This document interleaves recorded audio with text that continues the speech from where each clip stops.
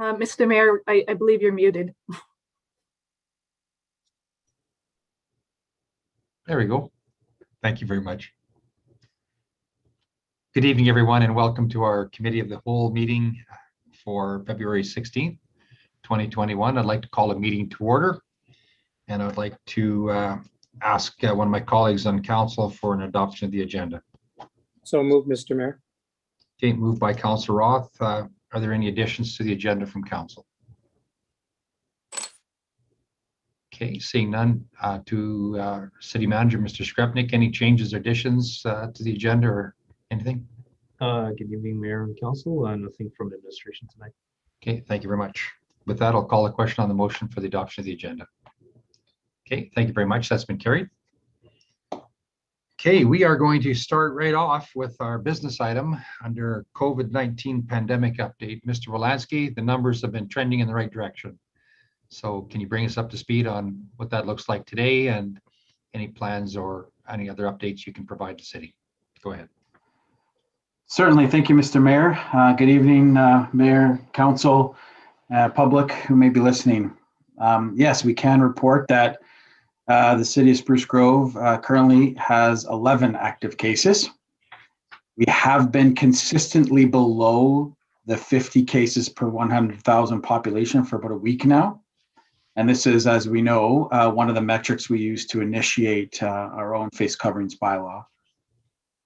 This is good news, certainly, as you indicated, and we must also understand that we still have a ways to go. We are currently actually in the same place that we were during the worst part of the first wave in the spring of 2020. So certainly encouraging that the numbers are going down, but we want to, just make sure that we are continuing to be cautious and continue to follow those restrictions that have been in place and are in place. And we certainly thank the community for responding so incredibly over the last little while to help make an impact on those numbers. Regionally, Parkland County has 26 active cases and Stony Plain has 8. Step one of the province's path forward has been in place for we're about a week into that, excuse me, which includes restaurants, pubs, bars, lounges, cafes can have been open for in-person service with obvious restrictions. Youth can participate in limited team and school sport and performance activities, again with restrictions, and one-on-one indoor fitness training will be permitted by appointment. All other restrictions, including no indoor social gatherings, capacity reductions at businesses, places of worship, and of course, there are some businesses that must operate by appointment only, so those remain in place. And, we want to, even though we're seeing such great numbers, we want to continue to encourage the public and ask that they follow public health measures and the simple things, as again, that we've been sharing for 11 or so months now: washing hands, wearing a mask, physical distancing, of course, staying at home and getting tested when sick, because that really helps us keep things on track. The city has been receiving questions from businesses and the public regarding the new restrictions, and we want to emphasize that the provincial health orders are the responsibility of the province. And so to get the most accurate and best information, we encourage businesses to visit the Alberta BizConnect website for information and tools. It's the same type of information where we are getting it from. So we want to make sure that they can access that at alberta.ca/bizconnect. There's also a form on that website that can be completed to contact the BizConnect team directly with your individual or specific business questions. And we've been hearing that the response has been very timely on those. So we certainly encourage that. And of course, we have also added both of those links to the city's website at sprucegrove.org/COVID-19. So you can get those links there should you have any questions and want to move forward with that. In regards to indoor ice, after with some of the changes and the restrictions and after consultation with our user groups that use our indoor ice, it does appear that there will be enough interest in use of the indoor ice services, aligned with those ease restrictions. So as a result, we have decided to keep the ice surfaces in both the Stu Barnes and Grant Fuhr arenas. There is no firm timeline for when the ice will be removed, but obviously any further decisions will be done in consultation with those groups and with the restrictions that come in place. In regards to outdoor ice, over the weekend, we started placing hockey nets at our outdoor ice surfaces. At this time, we are only placing one net per ice surface, as there are still outdoor gathering limits as well as restrictions on gameplay or shinny. So having only one net allows for those enjoying the outdoor rink to shoot at the net, but certainly avoids the temptation for gameplay and gathering sizes in advance of the current limits or in excess of the current limits. The threshold for adding the second net would be, of course, when outdoor gathering limits are increased and or gameplay becomes allowed by the province. Continue to see great compliance as we do our regular patrols and audits pertaining to the restrictions. And we're seeing, again, that very high, close to 100% compliance rate. And where we have found a few violations, education has been leading to immediate compliance. So we appreciate that. We continue to meet regularly, Mr. Mayor and Council and the public, about all the restrictions and monitoring how it impacts the city and the decisions we are making. And we pay close attention to provincial updates and make sure that we are planning, not only reacting to them, but also planning for the future when we think some of those restrictions will impact some of our operations and decisions. And again, I just want to end with our community has been certainly doing their part, and it hasn't gone unnoticed when we look at just the numbers, but even in what we're seeing. And we'd like to thank everyone for in our city for helping to keep each other and everyone safe. And with that, Mr. Mayor, I'll certainly turn it over to questions.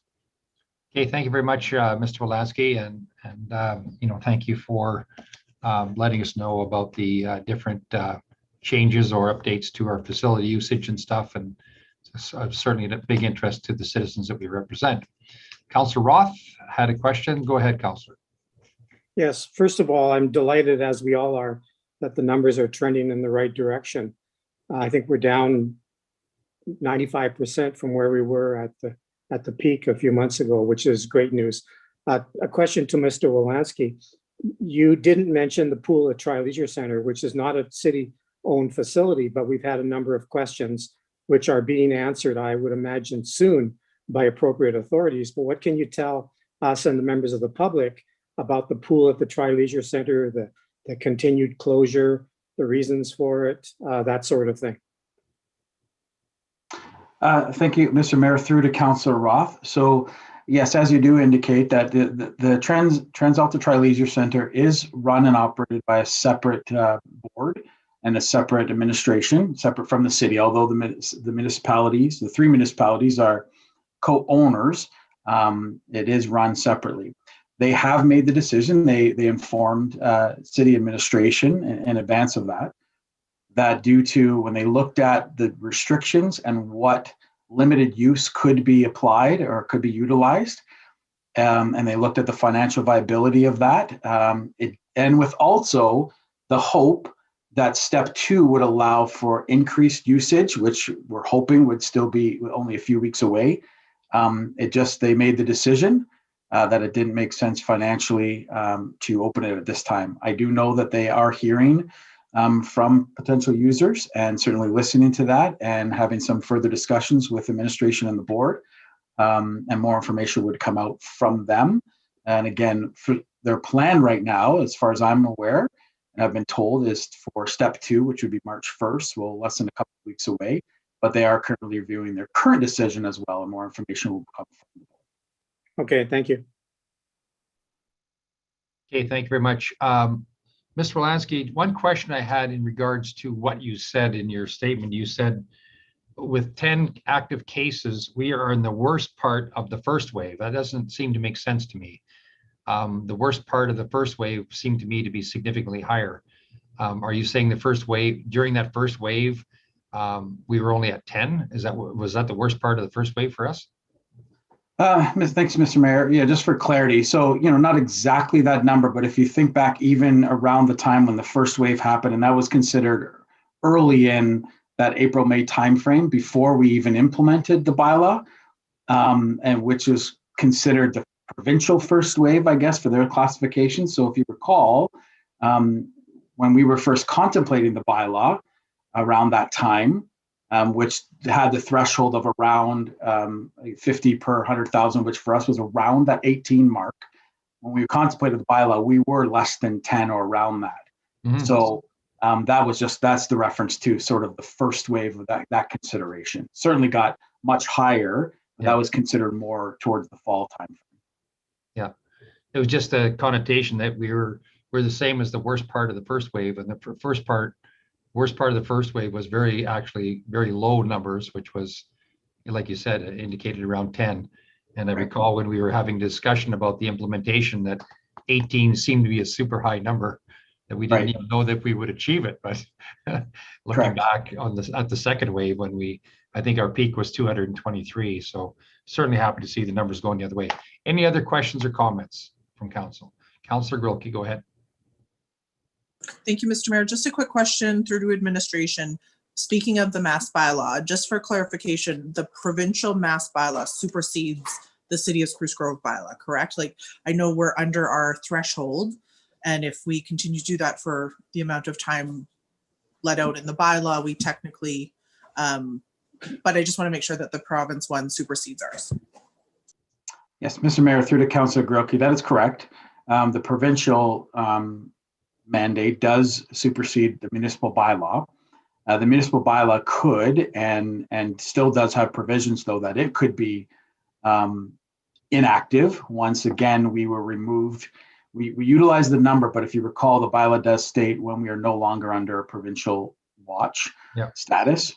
And so that would be determined by the province ultimately, and we would have to remain under the threshold or remain not under a watch for a minimum of 30 days.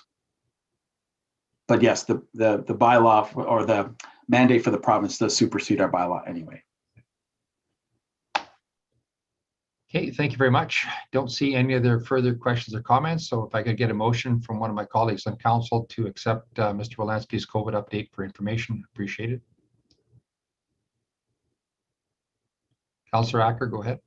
Thank you, Mr. Mayor. I'd move Mr. Wolanski's update on COVID-19 pandemic as presented.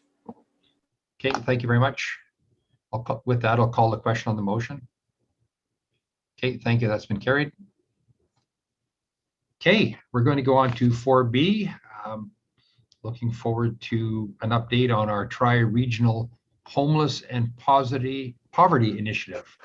And the presentation is going to be done by Mrs. Rutherford or Mr. Rutherford? Ms. Rutherford, sorry, thank you.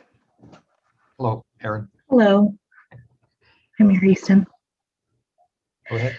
So thank you, Mayor Houston, and through you to the rest of council. I'm pleased to be here tonight to introduce the Champions Table and the presentation on the work that we've done as a tri-regional homelessness and poverty initiative. Tonight, you're going to receive lots of information about our work as a regional effort to align poverty reduction strategies. At this point, I'd like to introduce some of the Champions Table members.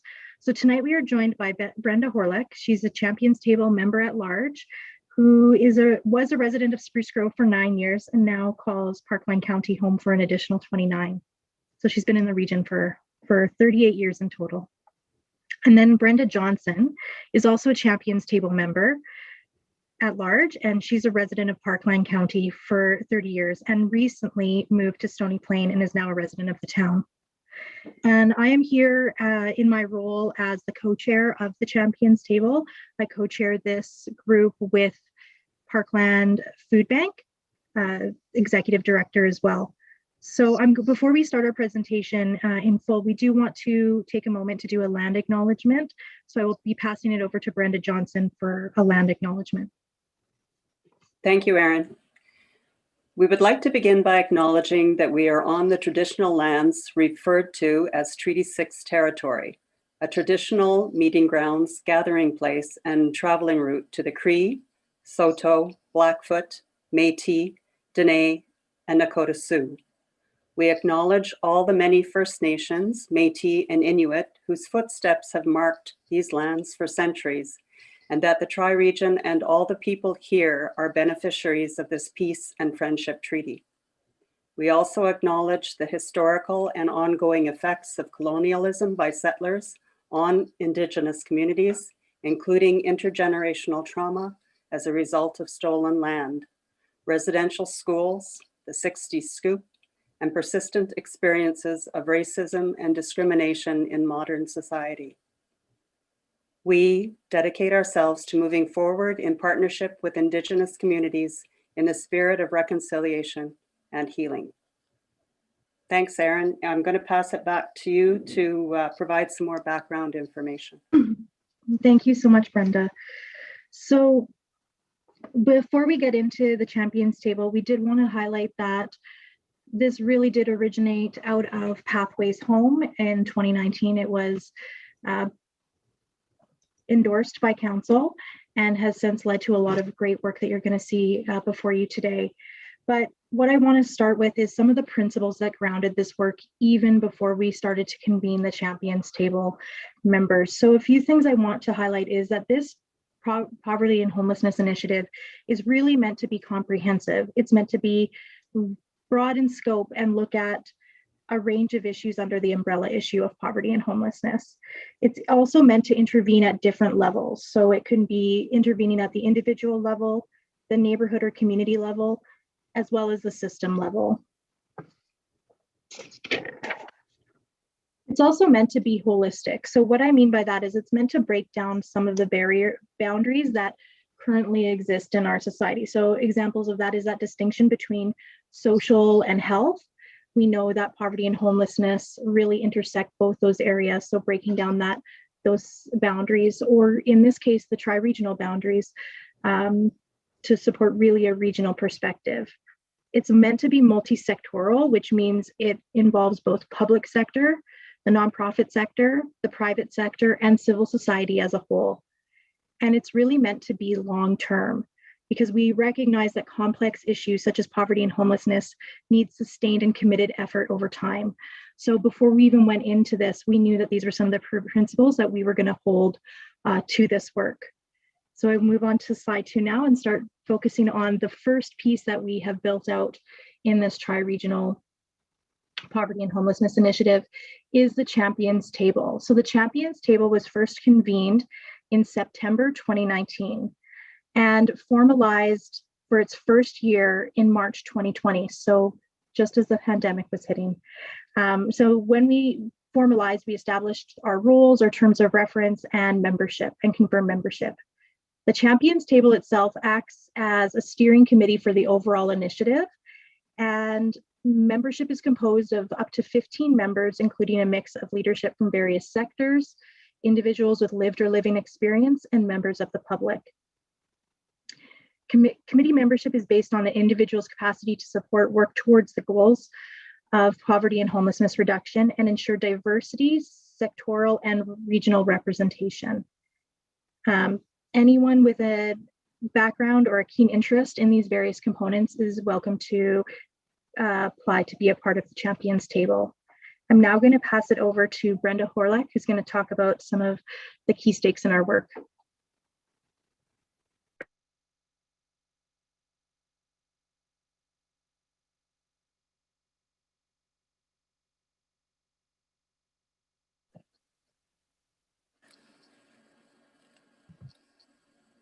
Erin, Brenda's been texting me. She's worried that her internet is not. There we go. Can we try this? There she is. Thank you, Erin. I'm having will take over for me. Early in the process of developing the Champions Table, the group identified why collective work is important. What is our vision, the fire in our bellies, and what are our intentions?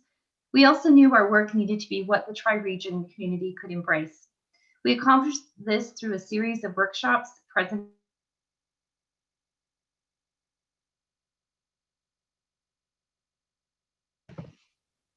Brenda.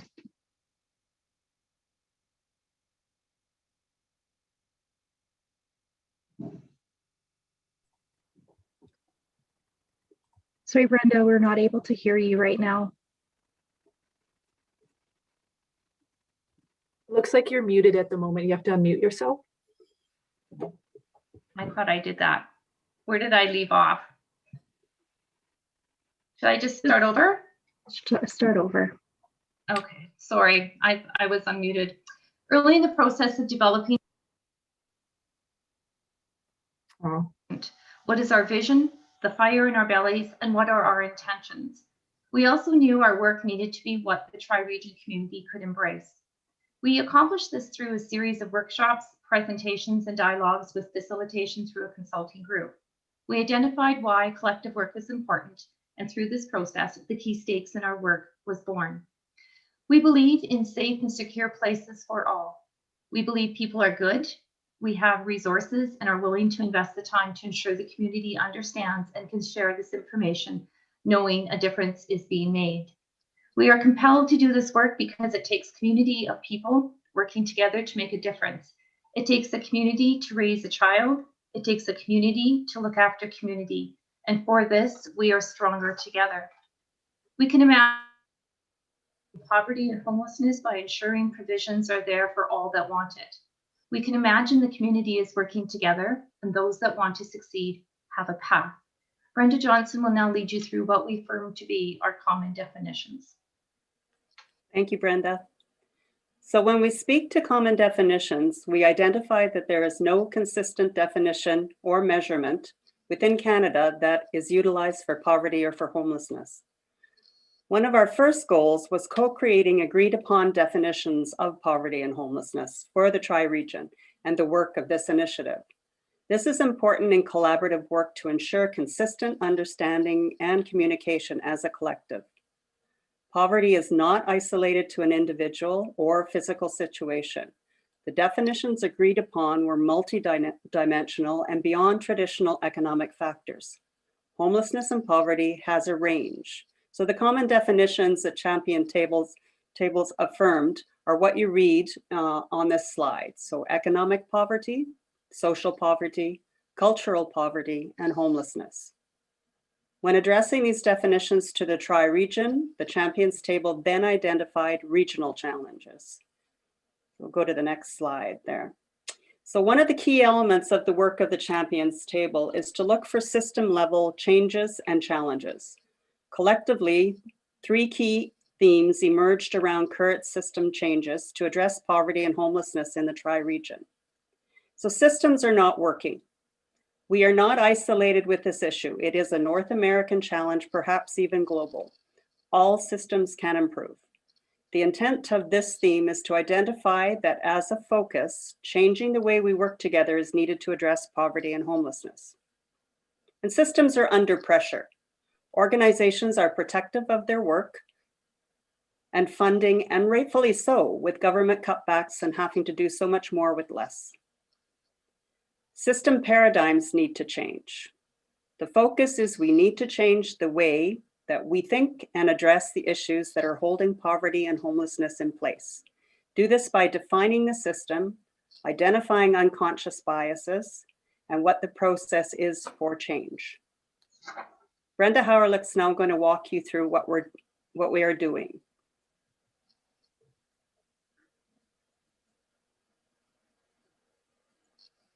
Thank you, Brenda.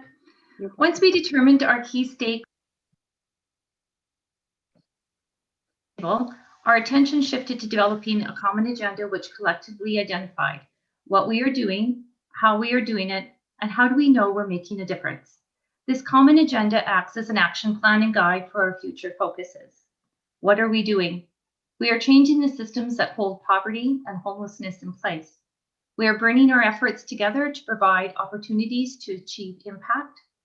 Poverty and homelessness have cascading impacts which intersect with other issues. Traditional ways we perceive problems related to poverty and homelessness are changing. This will require us to foster and cultivate great individuals, community, and organizations in their perceptions and understanding of these issues and challenges. This work, with the many challenges and issues identified, impacts the community as a whole. Everyone is touched by this. Brenda Johnson will now explain how are we doing it. So these are the actions we are focused on for 2021 and beyond. So we'll be learning by engaging in research projects, data collection, and report dissemination. We'll keep our focus by getting lived experience at the table through the initiation of the First Voice Advisory Group, which will be initiated this year, 2021. We will shift perspectives through communication, public education, and public engagement. The communication, we will share information about the work and this initiative with the broader community. We will advocate by being unified in our voices, gathering and using data to understand the tri-region issues to support this. We will advocate by being unified in our voices, gathering and using data to understand the tri-region issues to support this. And bridging by creating opportunities for engagement and collection of input from groups through surveys and personal connections to support change. Promoting by grounding the work in a rights-based approach. And we'll initiate, so ideally the first working group that will be established will be housing and supports, and shelter being the operative word. So how do we know that we're going to be making a difference? We will create logic models. We will identify shared outcome measures of poverty and homelessness for the tri-region. We will collect qualitative and quantitative data and share that data. This will be the focus for the Champions Table work in 2021. Erin is now going to provide you a picture and explanation of the long-term vision for this initiative. Thank you, Brenda Johnson. So what you have in front of you right now is a visual representation for what this initiative is meant to be over time. So as you can see, the Champions Table is at the center there as a steering committee. We also have the First Voice Advisory Group, which is really meant to be a group where we can meet individuals with lived or living experience where they're at. So if their capacity to provide input is just going for a one-time coffee with us to provide their thoughts and perspectives, or whether it's being a part of the Champions Table or any of the other working groups, we want to be able to find their capacity, build their capacity, and meet them where they're at. The first group that the Champions Table is prioritized building in terms of the working group, the people that are actually going to be the doers, is the Housing and Supports Working Group. This one will look at items like affordable housing, coordinated service delivery, and some of the service gaps we currently have in addressing poverty and homelessness in the tri-region and acquiring those services here. Healthy Living Working Group is really focused on several components, but a few examples of what would fall under healthy living would be food security or access to healthy food, education to improve employment opportunities, and even recreation access and transit access would be under the Healthy Living Working Group. The third working group is community inclusion and capacity building. This one really focuses on how do we leverage the amazing strengths of the tri-region and all of the people in it to come together to address poverty and homelessness, and how do we make sure that individuals experiencing poverty and homelessness don't feel marginalized in the process. And finally, the last working group is reconciliation. Reconciliation, as was mentioned with the land acknowledgement at the beginning, is a principle that is running and weaving throughout all of these tables, the Champions Table and any of the working groups, but it's also important work to be a standalone item where we're looking at how our service provisions, our housing, our community are actually addressing homelessness and poverty from an Indigenous way of knowing. So this is what we're hoping to build out over time. And as mentioned, the principles are, this is long-term. This isn't going to be what this will look like at the end of 2021, but over time with capacity and with resources, this is the vision for where we're going. I'm going to now pass it back to Brenda Horlack to talk about Hope and Home. Thank you, Erin. Throughout this presentation, you have seen the brand identity of Hope and Home, and we are excited to take you on a small journey of how it came about. After an RFQ process, Hello Public was selected. The design process began with investigating other organizations on a focus of homeless and poverty. While cliches are cliches because they are true, we wanted to be more deliberate and thoughtful in our approach. We focused on states of being and messages of hope, direction, guidance, journey, encouragement, energy, advocate, positivity, and light. With this concept in mind, we sought to create a visual identity which is truly unique within the area of homelessness and poverty, yet appropriate. Keeping the lights on, we often hear that phrase when discussing poverty and homelessness. We may even grow this and say, let's turn the lights on. It is intended to represent the warmth and safety of light, which is a concept people can relate to, where they have to choose between keeping the lights on or putting food on the table. For those that are homeless, it represents the comfort and safety of shelter. And when these two needs may be met, there is hope. We have adopted a universal color palette as homelessness does not discriminate. The colors are friendly, bright, and optimistic. The combination is incredibly hopeful and friendly and appeals to the masses. We wanted it to be original, yet for people to understand. We wanted to create an emotion within the viewer when looking at the logo, its design, and colors, basically to feel the light and spark their emotions. We feel hope is the word that everyone can relate to in their own way. The Hope Studies Foundation Central out of the U of A defines it beautifully.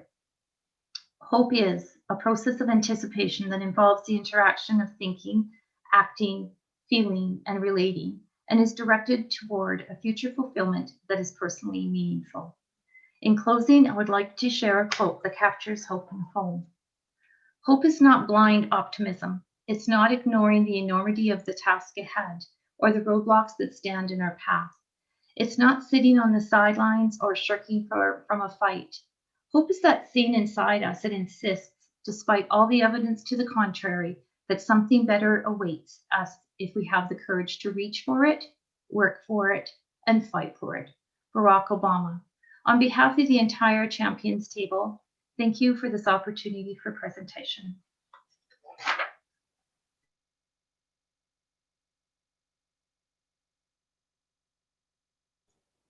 Okay, thank you. Thank you very much for the presentation and and the work going on behind the scenes, and we're extremely excited about the format and what you're pulling together. I'll open the floor to my colleagues on council for questions. I think Dave Oldham had his hand up. Dave? Sure, I can go first. I don't know how you saw my hand, Mayor, but happy to ask some questions. I was going to ask, so thank you. Can you help me understand the relationship that your organization has with the housing coordinator position that works within our area? How is that person working with your organization? So through you, Mayor Houston, to Councillor Oldham, I'm going to ask Aaron to weigh in on this because I'm not that familiar with that position. Thanks, Brenda. So to just bring it back for a second, I think it's important to say how this links with Pathways Home. So Pathways Home is the City of Spruce Grove's 5-year strategy to reduce poverty and homelessness. But as we wanted to look at this as a truly regional and co-created collaboration, we needed to ensure that while we are achieving the needs of Pathways Home and achieving those outcomes, that we're also being reflective of what the rest of the region would like. So that is why Hope and Home is meant to achieve a lot of the outcomes of Pathways Home, but it might not be achieving all of those outcomes. So there might be stuff that we do individually as a City of Spruce Grove towards Pathways Home as well. And with that being said, I would say that the regional housing coordinator more falls under the objectives of Pathways Home at this point, because we're looking at some of those regional services. We received funding from the Reaching Home grant from the federal government to pay for that position. And that is a partnership with Stony Plain FCSS. We do envision that position supporting or being involved in that housing and supports working group when that is established. That's awesome. Thank you for clearing that up because I wasn't sure how it was all linked, and that was a great answer. Really appreciate that. So these questions may be better for Pathways Home, the next one. So feel free just to divert them that way if that's the better route. But I know when this came to us at council a couple of years ago, one of the big factors was kind of that provincial and federal level funding to get that supportive housing model in place, and what that might look like could be a wide range of things. Have those steps for the provincial and federal level funding have we started those in any way, or are those kind of longer term goals? Go ahead, Aaron, because I can answer it, but I know you're better qualified. Well, you can answer it, Brenda. It's okay. Yes, we have. We have actually initiated our first grant funding there, and the intent is to continue doing that as we find the need. We certainly don't want to lean on the municipal pocketbooks to, get this homeless and poverty initiative off the ground.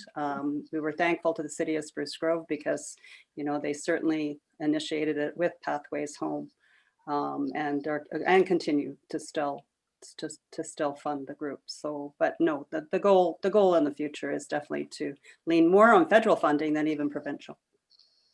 Great, thanks, Brenda. Appreciate that. And that segues into my next question. What role should or could the city play for your organization in the short term? Are we expecting kind of a budget request for the 2022 year, or what part will we play in this for you moving forward financially, or other supports that we could be part of the project? Through you, Mayor Houston, to Councillor Oldham. At this point in time, we're kind of at a higher level, and Aaron and Brenda, please weigh in on this if you can. This year is kind of our reaching and engaging community. So the Hope and Home graphic that Brenda worked with Hello Public on is kind of the initial launch out to the community with a communication plan that is being developed.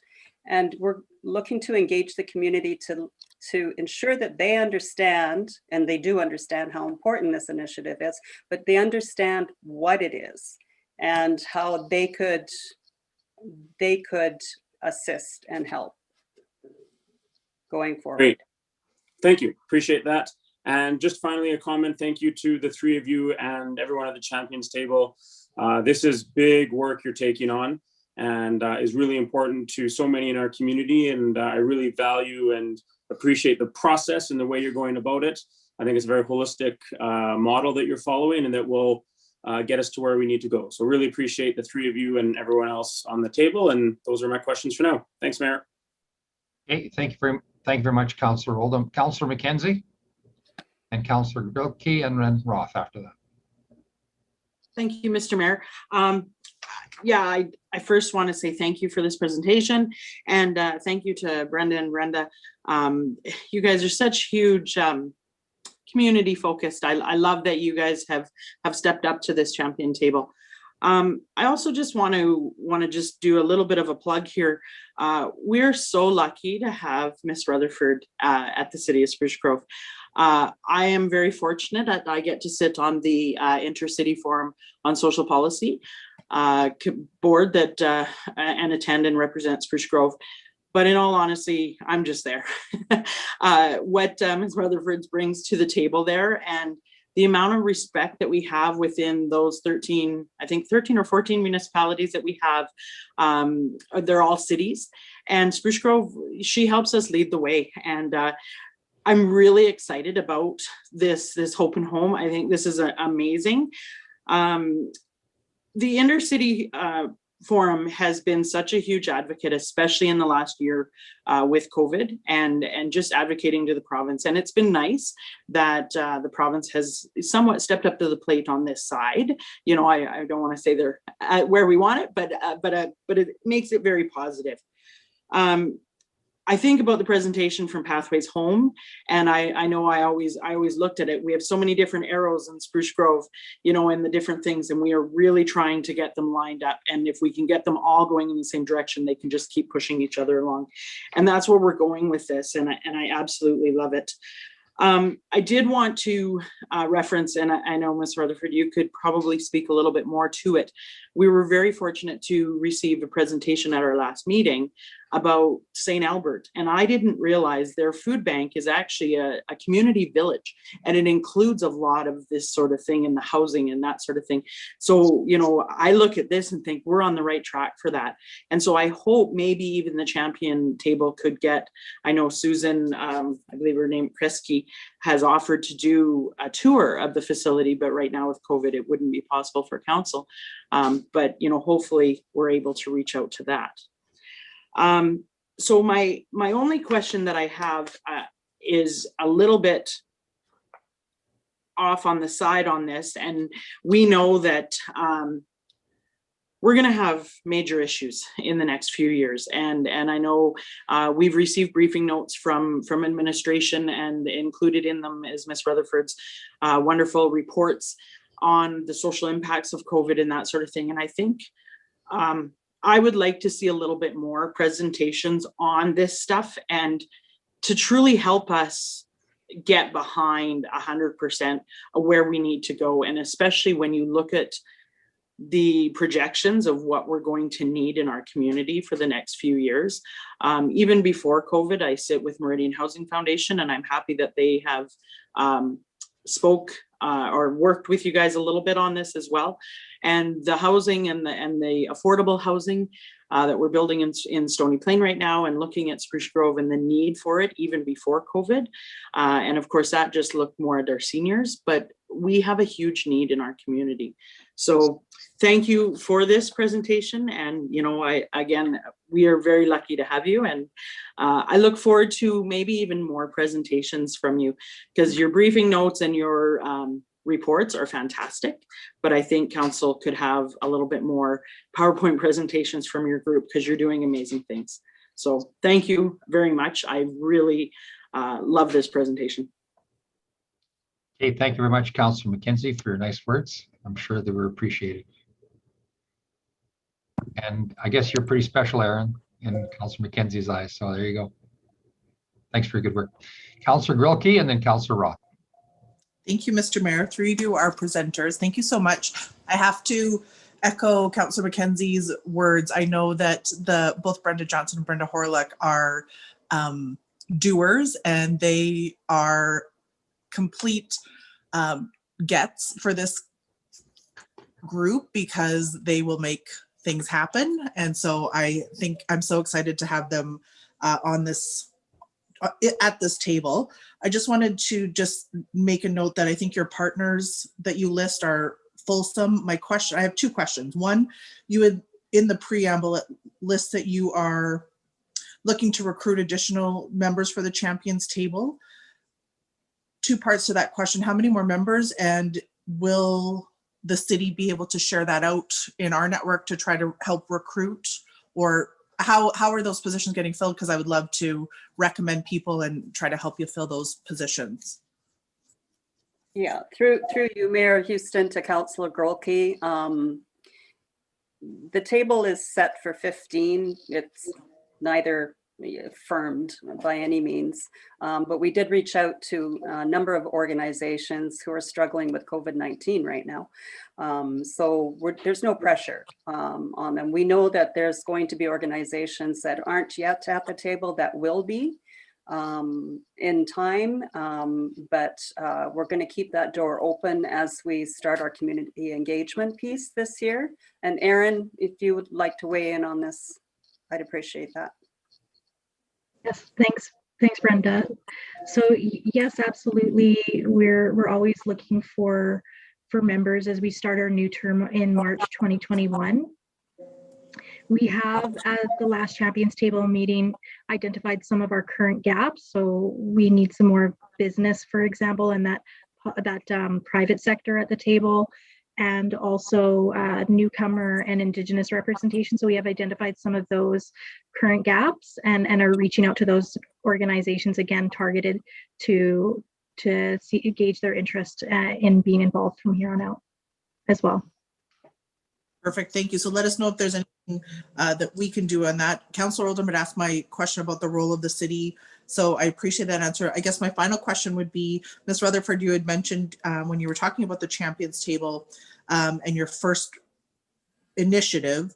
You had mentioned coordinated service delivery. Can you just elaborate on what that would be? And then I just want to thank you for your presentation, all of you, and I look forward to seeing more from you.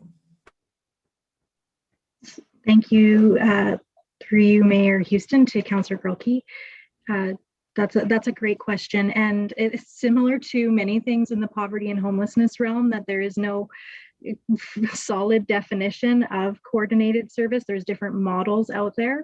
What I would say is coordinated service delivery is basically the idea that no matter what door people enter, it's the right door and it gets them the services they need for their holistic challenges that they're facing. So yes, housing, but also if there's addictions, if there's domestic violence, all of these different issues that come with it, that no matter what door they enter, that the services are coordinated in such a way that they can get access to multiple different services at one spot, is the basic principle. Well, that is, I hope that is something that you can be successful at, because that just kind of warmed my heart a little bit, because people in need don't necessarily have the capacity or the ability to, you know, make another call or get another block, or, you know, so I think that that is a grand ambition, and I hope that you are able to achieve it. And again, I'm sure we'll hear more from you. So again, thank you, ladies, and I'll pass it over to Councillor Roth through Mr. Mayor. Councillor Roth, go ahead. Thank you, Mayor Houston and Councillor Grolke as well.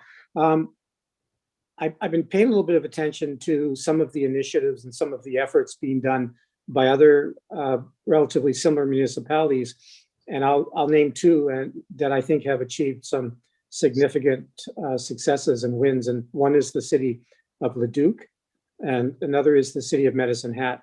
And I'm going to speak for a moment about the city of Medicine Hat, which in 2015 claimed to have eradicated homelessness. I think that's a pretty difficult claim to make. For example, maybe you didn't have any homeless in January, but maybe there's 1, 2, or 3 people who are now homeless in your community, and maybe perhaps you're not even aware of them. So that's not my question. My question is this something that's achievable in the communities of Spruce Grove and Stony Plain, in your opinion? Is it something that we can attain to make the claim that we have eradicated homelessness? Not probably something that we might achieve in the near future, but maybe 2, 3, 4, 5 years down the road, perhaps. Mayor, to Councillor Roth, and Aaron, I'm going to lean on you again on this, but we do have models. We're following models across the country, but you have to understand too, the Tri-Region is a unique area. It's 3 municipalities, some rural, some urban. The Medicine Hat model I'm very familiar with, Councillor Roth. I worked with a colleague of mine in my chamber world when they were developing the model. Did they eradicate poverty? It's an ongoing issue. So eradication may be a harsh word, but having the ability to put people on a pathway and have them elevate themselves is probably a success story. So yeah, Aaron. Yeah, absolutely. I think that, you know, you have to, with this kind of work, you have to have those bold visions and goals. And that's why we really chose that word hope. And Brenda could speak probably more to that, but it's like, we're not going to be able to do this work if we don't have hope that we can achieve those things. So we have to hold that hope that we will. That being said, it's funny because as I've started this work, I've noticed that when the homeless numbers are small, people think, well, it's just a couple people or it's just 5 people. You know, what's all these resources going for it? But what I can tell you about homelessness is that over time, that number doesn't go down if it's not addressed and dealt with in a way that actually is meaningful. And so while we make no claims of eradicating homelessness in the next 2 years by any means, we are hopeful that we are going to be making changes to the systems that will make a difference in addressing homelessness and the people's lives that are experiencing homelessness right now in our region. Absolutely. Okay, thank you for that answer to both of you. It's a stain on our society when we have homelessness in our communities, and every community's goal should be to do whatever is possible to eradicate the homelessness problem. So I think that's something that we should aim for. All communities should. So thank you for that.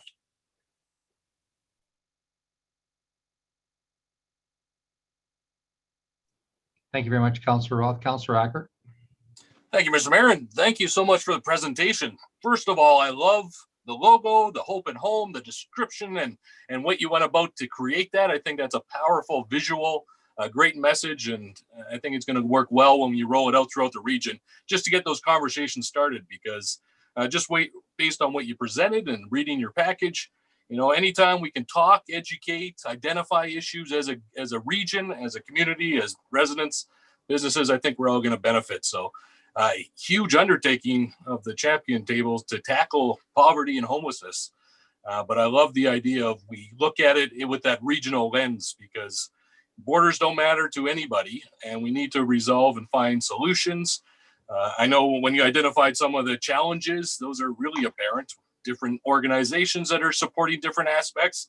How do we get everyone coordinated? So huge job. I'm very happy to see this presentation. Looking forward to the rollout to the community. I know we have some incredible businesses and residents that you give them the opportunity, you give them a challenge, they're going to rise to it. So fantastic job, and I'm looking forward to seeing what we can do. Thank you. Okay, thank you very much, Councillor Acker. Councillor Stevenson. Great. Thank you. And thank you for your presentation this evening. I've got to say, it's wonderful timing because my homework assignment for my Sustainable Communities course happens to be on this very topic. So I'm very excited that I can probably just provide a link to tonight's council meeting and be done with it. But I do appreciate the thoroughness of this. It'll make my my assignment that much more thorough. So I thank you for that. It's perfect timing. A couple questions for you. Obviously, we started this last year and COVID ended up, coming into our lives.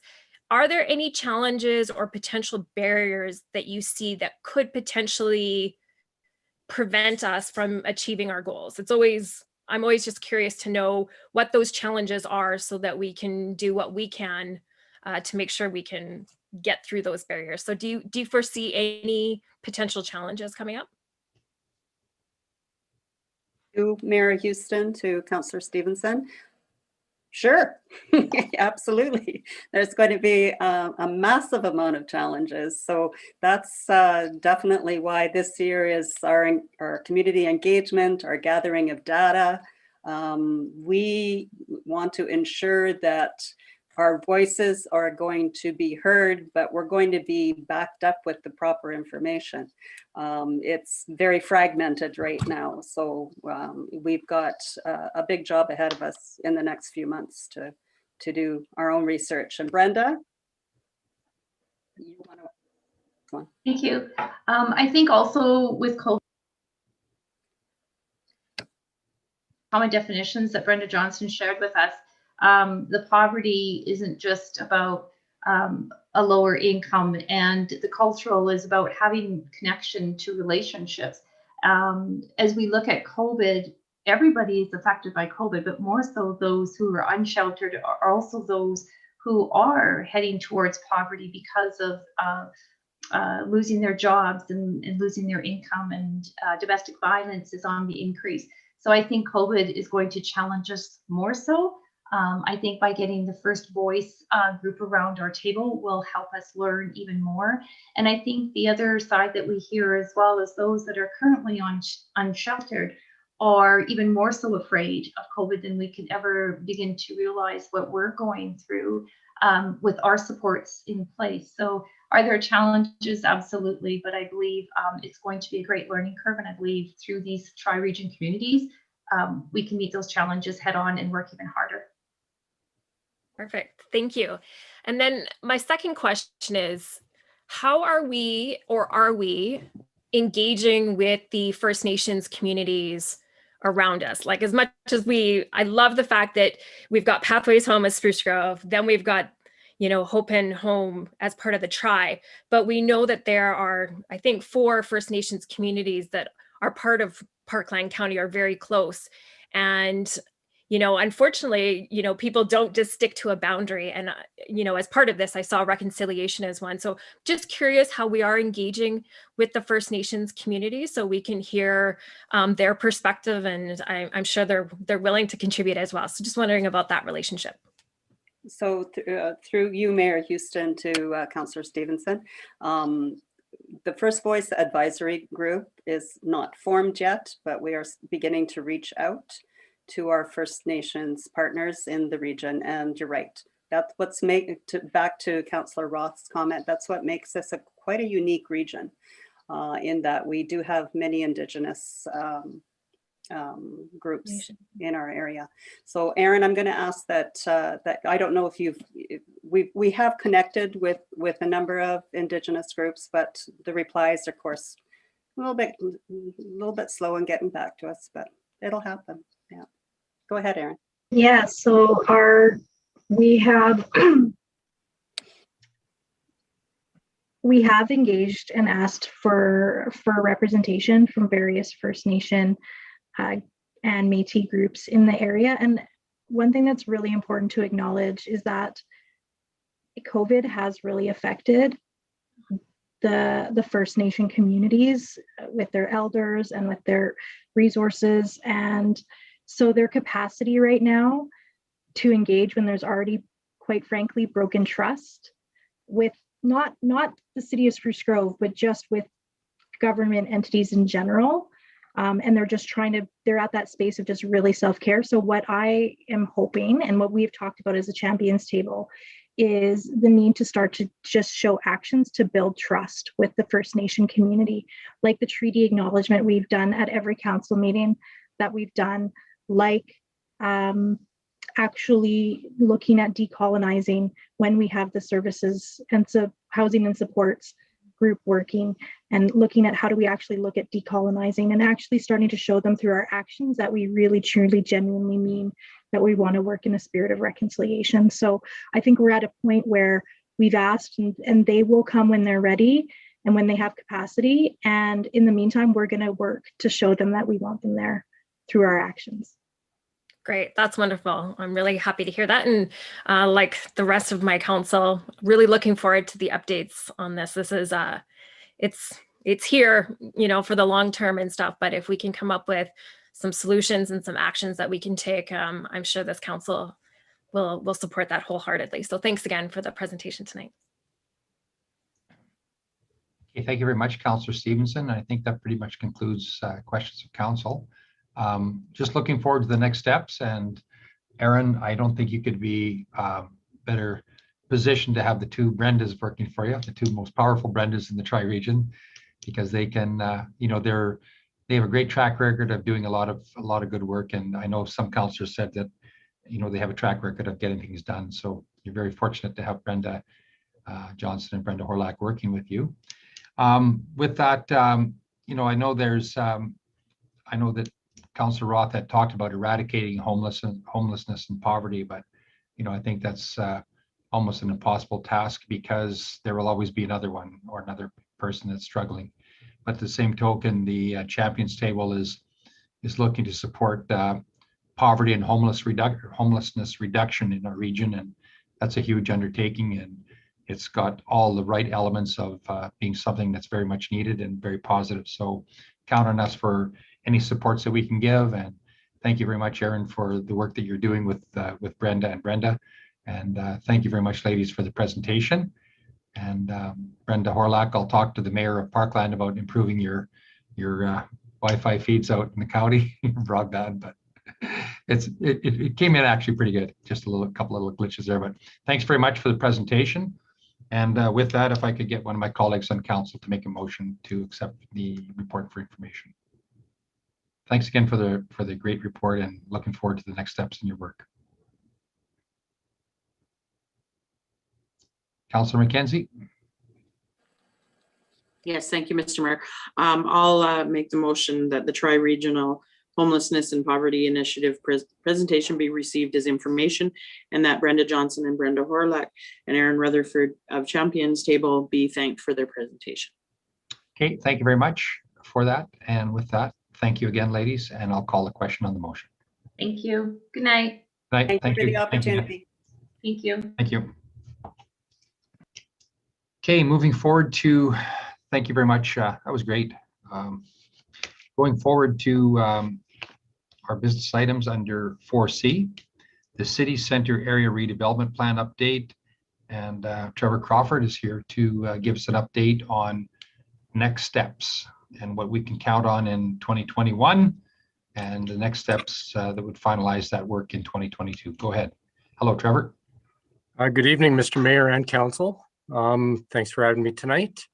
As you're aware, the City Center Area Redevelopment Plan was identified as a need by the city's municipal development plan, and it was adopted in April 2020.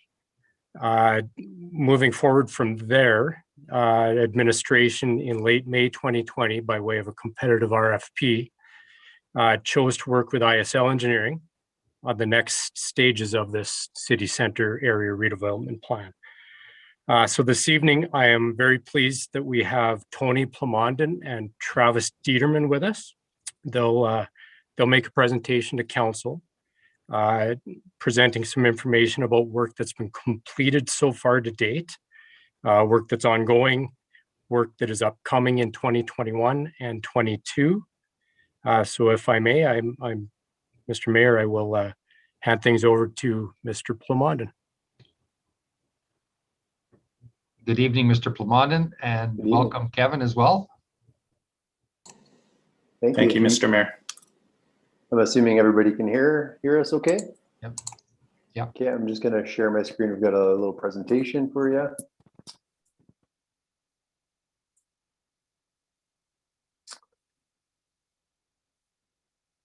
Get a thumbs up from somebody that we're good to go here. You can see my screen.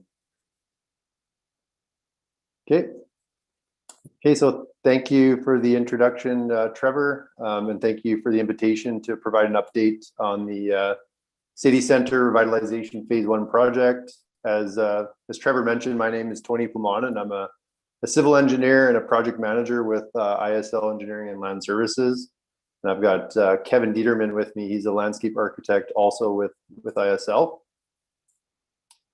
So as Trevor mentioned, we were engaged by the city kind of in the late summer to design and implement the first phase of the City Center Revitalization Project. And we were asked by administration today to come provide an update and answer any questions you may have, knowing that it's a really important project for the city and an important undertaking for the downtown. So just wanted to give you a bit of an introduction and in terms of what we wanted to kind of present to you today. So first of all, we wanted to take a bit of a step back and acknowledge the guidance that the Area Redevelopment Plan provides for us as the implementers of this project. Then we'll go through the scope of our work at a really high level and the work that we completed to date. And then we'll provide an update on the plan moving forward and the next steps on the project. And then once I've got all that boring stuff out of the way, then Kevin gets to do the fun stuff and present some of the graphics on the Columbus Park design and give a bit of an update on that. So first of all, we just want to acknowledge that a lot of work went into the Area Redevelopment Plan over several years, and the document that was prepared was done so through significant engagement with the public, with key stakeholders, and ultimately approved by City Council. We also want to acknowledge that the plan is a guiding document. We were engaged by the city administration to now take this guidance and all the previous hard work and engagement that was done and implement the project. So the ARP vision that's listed here, I apologize for the wordiness of this slide, and some of the key principles and objectives that are on this slide are from the report, and these are what provide us with our guidance. So I'm not going to read through these vision or principle statements, but just wanted to mention what really resonates with our team is that the vision is really aspirational for the downtown and really highlights that there will be an evolution period, to bring it from where it is today into that future state. These statements that are on here also signal to us that what we're designing for is not solely to integrate with what is out there today, the built form, the environment, and the activity that's out there will be significantly different, within the life of the infrastructure we're putting in once that vision is realized. What we're planning on doing is putting in infrastructure that will last, 40 to 50 years to see the city through that kind of renaissance, and making sure that we're creating a sense of place within the downtown. That's really ultimately our design objective. So the other important note that we wanted to mention is that the infrastructure that we are building today is not solely the only thing that's going to make this street or the district great. We are planning for and building the framework for a great street. What's really important is how it gets activated by the city, the businesses through redevelopment, and the people of Spruce Grove.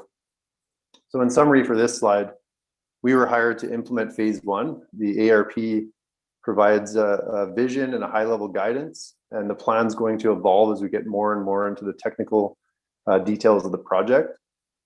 And just acknowledgement that being that the project is really in a brownfield area, we will inherently run into technical hurdles as we kind of get into more and more details of the project. And we will be sorting through trade-offs as the plan evolves. That's a big part of our assignment moving forward. So this slide shows what's actually included in our phase one scope of work. So it includes the reconstruction and streetscaping of McLeod Avenue from Queen to King. It also includes Main Street reconstruction and streetscaping from Church Road to First Avenue. And then what's really important for these types of projects is to start kind of with the underground and make sure that everything, all of the infrastructure that's in place gets rehabilitated. And so what we're showing here is that there's underground lines that need to be rehabilitated, and in some cases reconstructed, which is this water main that's running down Main Street. And so that's to ensure that these facilities, these lines underneath the road don't need to be ripped up and replaced in the life of the infrastructure that we're putting in. So there's a number of those that need to be done within the project limits. The other thing we're doing is a revitalization of Columbus Park, which, as I mentioned, Kevin will be speaking to at the end of the presentation. And then the other portion of it is the alley upgrades within kind of this 4-block stretch in here. And then the other piece of work that we were engaged to do from the city is to undertake a mobility study. So this is not shown on the map. In the ARP, the mobility plan that was in there was preliminary, and it was identified that additional mobility study was needed. So what's included for us is to study the entire city center area and provide a document and direction for future roadways, connections, intersection modifications, and pedestrian connections for the entire downtown area, looking at the ultimate build out and future state. So this study is currently underway, and there'll be some type of engagement moving forward, which I'll speak to in the next couple of slides. So the update piece, the work that's completed to date, I mentioned the mobility study with that ARP area underway. We've undertaken the conceptual design of all the components, including developing options for the streetscapes on McLeod Avenue and Main Street. We've had meetings with the City Center Business Association. We've held 2 meetings so far, the first one being a meet and greet. And then we also presented some design options as well as the design of Columbus Park. We're in the process of setting up one-on-one landowner meetings to discuss access and property constraints or concerns. We've held 1 meeting so far and hoping to meet with all of the landowners in the phase 1 area. This is a really important component to these types of projects. And so we're not going to take that piece lightly. We've also met with Roll Global Networks and are ensuring that the broadband project is coordinated with our work, because it is happening kind of concurrently. And then the preliminary design is underway for all the scopes of work that I showed on that previous map. So that includes the underground rehabilitation, the streetscape work, and Columbus Park. This is a lot of information here, but we've completed a lot of the background work. So we've done some survey, geotechnical assessments, the phase 1 and phase 2 environmental site assessments. Essentially what we're doing is testing for contamination within this area. It's got a long history of what I would call concerning land uses, previous gas stations, dry cleaners, etc. So we've done a lot of testing to kind of understand what we're working with in that area. And then we've also undertaken a pretty in-depth assessment of the utilities. We've held utility meetings with a lot of the third-party utility companies. And we undertook what's called a hydrovac program to uncover those underground utilities and understand the impacts to our design. So if anybody was out there in kind of mid-January, that's the program that we were working on out there. So that's a really high level synopsis for the work completed to date. In terms of next steps, with all that background work and the preliminary work completed to date, we've got a really, a strong understanding of what can be accomplished in terms of construction timelines. And because of the sheer size of the project and, some of the logistics or the critical path elements that we have to work through with things like underground repairs that I mentioned, moving underground and overhead utilities, which requires that third-party involvement with companies like Fortis and Aquagas and TELUS. And then the challenges with keeping the street and access open, for businesses. This project will need to definitely take place over 2 construction seasons in 2021 and 2022. So a big part of the work that's going to be happening in the next little while is to, really pin down and finalize the plans for the work that's going to take place in each of those seasons. The next slide I will show you speaks to that in a bit more detail. Once that kind of planning exercise is completed, what we'll be doing is preparing tender packages for the 2021 work and honing in on the budget for this work. And we plan to provide updated information for the spring budget adjustment, which will give a breakdown of the budget required in both 2021 as well as 2022. So there'll be some more information coming on that. And then in parallel with that work that we're doing, preparing for construction in 2021, we will be finalizing the details for completing the work in 2022. So yeah, as I mentioned, looking at sequencing the project over 2 construction seasons. So this slide's intended to show you what we're trying to accomplish in 2022, and then I will jump ahead to, in 2021, and then I will, jump ahead to talk about 2022. So the focus of the 2021 construction work is to complete the critical path elements really, and any scopes of work that, require long lead times. So this includes completing utility relocations along McLeod Avenue. There's overhead power lines that are running down these alleys that we would like to relocate to underground. There's also underground gas mains and telecom facilities along McLeod Avenue that need to be relocated. So these relocations will be completed by the franchise utility companies and overseen by our project team. And then we're also going to be completing the rehabilitation work that I talked about with the underground. The most significant piece of that will be the tearing up and replacement of the water main along Main Street. And then the other focus for 2021 will be to substantially construct Columbus Park, as this can be kind of coordinated as a bit of a standalone project on its own. And there's definitely benefits for us to get that completed and out of the way in 2021. So, in summary, all of this work that we're trying to get done in 2021 is really to set us up for success to complete the overall project in 2022.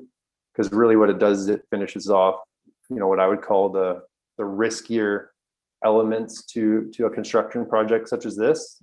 Certainly the elements of risk to the schedule, where you've got third parties that you've got to deal with and lots of lead times. And then the other benefit of this plan that we've discussed as a project team, including city administration, is that it does give the businesses, in this downtown area a bit of a break. They were obviously hit pretty hard last season from, COVID-19. And so what we're doing is deferring a lot of the more high disturbance work to the following year in 2022. So that's kind of a side benefit of what we're doing here as well. And for the most part, what can be expected in 2021 is more kind of sporadic disruption along the street. So the most significant, as I mentioned, is the water main along Main, and that's going to be sequenced with the contractor to try to, reduce impacts. Obviously, there's going to be impacts with digging up a water main and replacing it, but it can be sequenced so that, you know, the entire 2 blocks isn't affected the entire time. And we are talking about more of like a 6-week type of time frame, a 6 to 8 week, as opposed to kind of the entire construction season. And then you are going to see kind of sporadic, you know, bits of work happening, as I mentioned, with some of that other. Sorry, just to interrupt. Is anybody getting some feedback from the presentation? Everybody's okay? Okay, thanks. Issue at my end again. Is it okay? Okay. Okay, so I think that's pretty much what I wanted to kind of mention for 2021 construction scope. And then moving into 2022 construction scope, that's, you know, then once all the utilities are out of the way, all the underground infrastructure is rehabilitated, then it allows us to go in and really focus on the streetscape of McLeod Avenue, Main Street, finish off the alley work, and then we showed Columbus Park in here just in case there is some residual carryover work required as part of that kind of standalone project. Okay, so next steps. So this is kind of the last slide. Has to do with next steps for stakeholder engagement and public information sharing. So this is the last slide before we get into the Fun Columbus Park presentation. We are setting up a series of stakeholder meetings. So we will continue to meet with the CCBA as a key stakeholder as part of this project. I do know administration has a check-in coming up this week, and we're hoping to get another one next week. So gaining some buy-in on the streetscape before we finalize the plans. I mentioned the one-on-one meetings with the landowners adjacent. So this is underway. Engaging with stakeholders related to the mobility study. So these are kind of our focus for the stakeholder meetings. And then with respect to public information sharing, we will be using the city's Connect platform, which my understanding will be up and running soon. And we plan on having a public session. I think the time frame is going to be more May 2021. And the intention of that is to present where we're at with the preliminary design of the streetscape. So we should have a lot more details to share with what our design is going to look like at that time. We will talk about the mobility study and provide an update there. And then a big focus of that public session is going to, you know, give the public an idea of what to expect out there in 2021 with respect to construction, and then an early discussion of the 2022 construction. So trying to paint a picture, much like I did today, with what the intentions are to try to get this project done over 2 years. And then we plan on having a similar session in the spring of 2022 to present what can be expected out there for construction in that year. So that's the whirlwind update on the phase 1 project. I know that's a lot of information thrown at you. So I'm sure if you've got some questions, we will be here to answer them, and I will hand it over to Kevin to provide an overview of the Columbus Park design. Yes, thank you, Tony. Thank you for hyping up my part of the presentation. Now I've got to live up to that, but I'll do my best. I'll start with just outlining some of the key principles that we've used in developing the concept for Columbus Park. Some of these are drawn from the ARP. Some of them are kind of best practice in designing contemporary public urban spaces, and then some are just kind of, you know, good logical design decisions. So the first is designing for 365 days of the year. That means a couple things. First, acknowledging that we're a winter city in Spruce Grove. It's a winter environment, so we need to design to allow for uses during all seasons, not just our beautiful long summer days. It also means designing for the days when there's not active programming in the park. There is plans, as we understand, for some fairly intensive programming and regular programming of the site, but we know that some days there won't be active programming, and so we need to ensure that the park functions and still creates a real kind of vital destination for Spruce Grove on those days when there's not programming. Next is, this is drawn really informed by the ARP and our discussions with the CCBA, the Business Association, as well the culture group within the administration, creating flexible spaces for special events. That was a big driver in the concept that was created in the ARP and that we've taken forward as making a space that can be reconfigured for uses, multiple different uses, from small festivals that exist wholly within the park to creating kind of a ancillary space for the larger festivals that shut down the roadways in the city center core. So it's really about creating that flexible environment that can be configured in many different ways. Next is providing ample seating. This relates to the designing for 365 days of the year, making sure there's comfortable spaces for people to gather, both kind of engaging with the street, engaging with the park, and providing some seating that is under weather protection as well for days when it might be raining or snowing, and providing seating that can be used during festivals and events, but also just on a regular midweek lunch hour when people are picking up lunch and wanting to sit in the park and eat. Next, we have activating the edges, engaging with the streets. Right now, the design of the park as it exists or has existed for the last number of years, it's very insular, I guess. It doesn't engage with the streets. It feels like a little enclosed space. So it's important that we know that the streets are used for festivals and events. Streets are places of activity and people moving from point A to point B. It's important that the edge of the park engages with the adjacent sidewalk and with the street, so that particularly during events, that people can move freely between the park space and the street, that festivals and events can program across the street and the sidewalks into the park. And it can really act as one contiguous space, McLeod Avenue, Main Street, and Columbus Park as one larger event street. Next slide.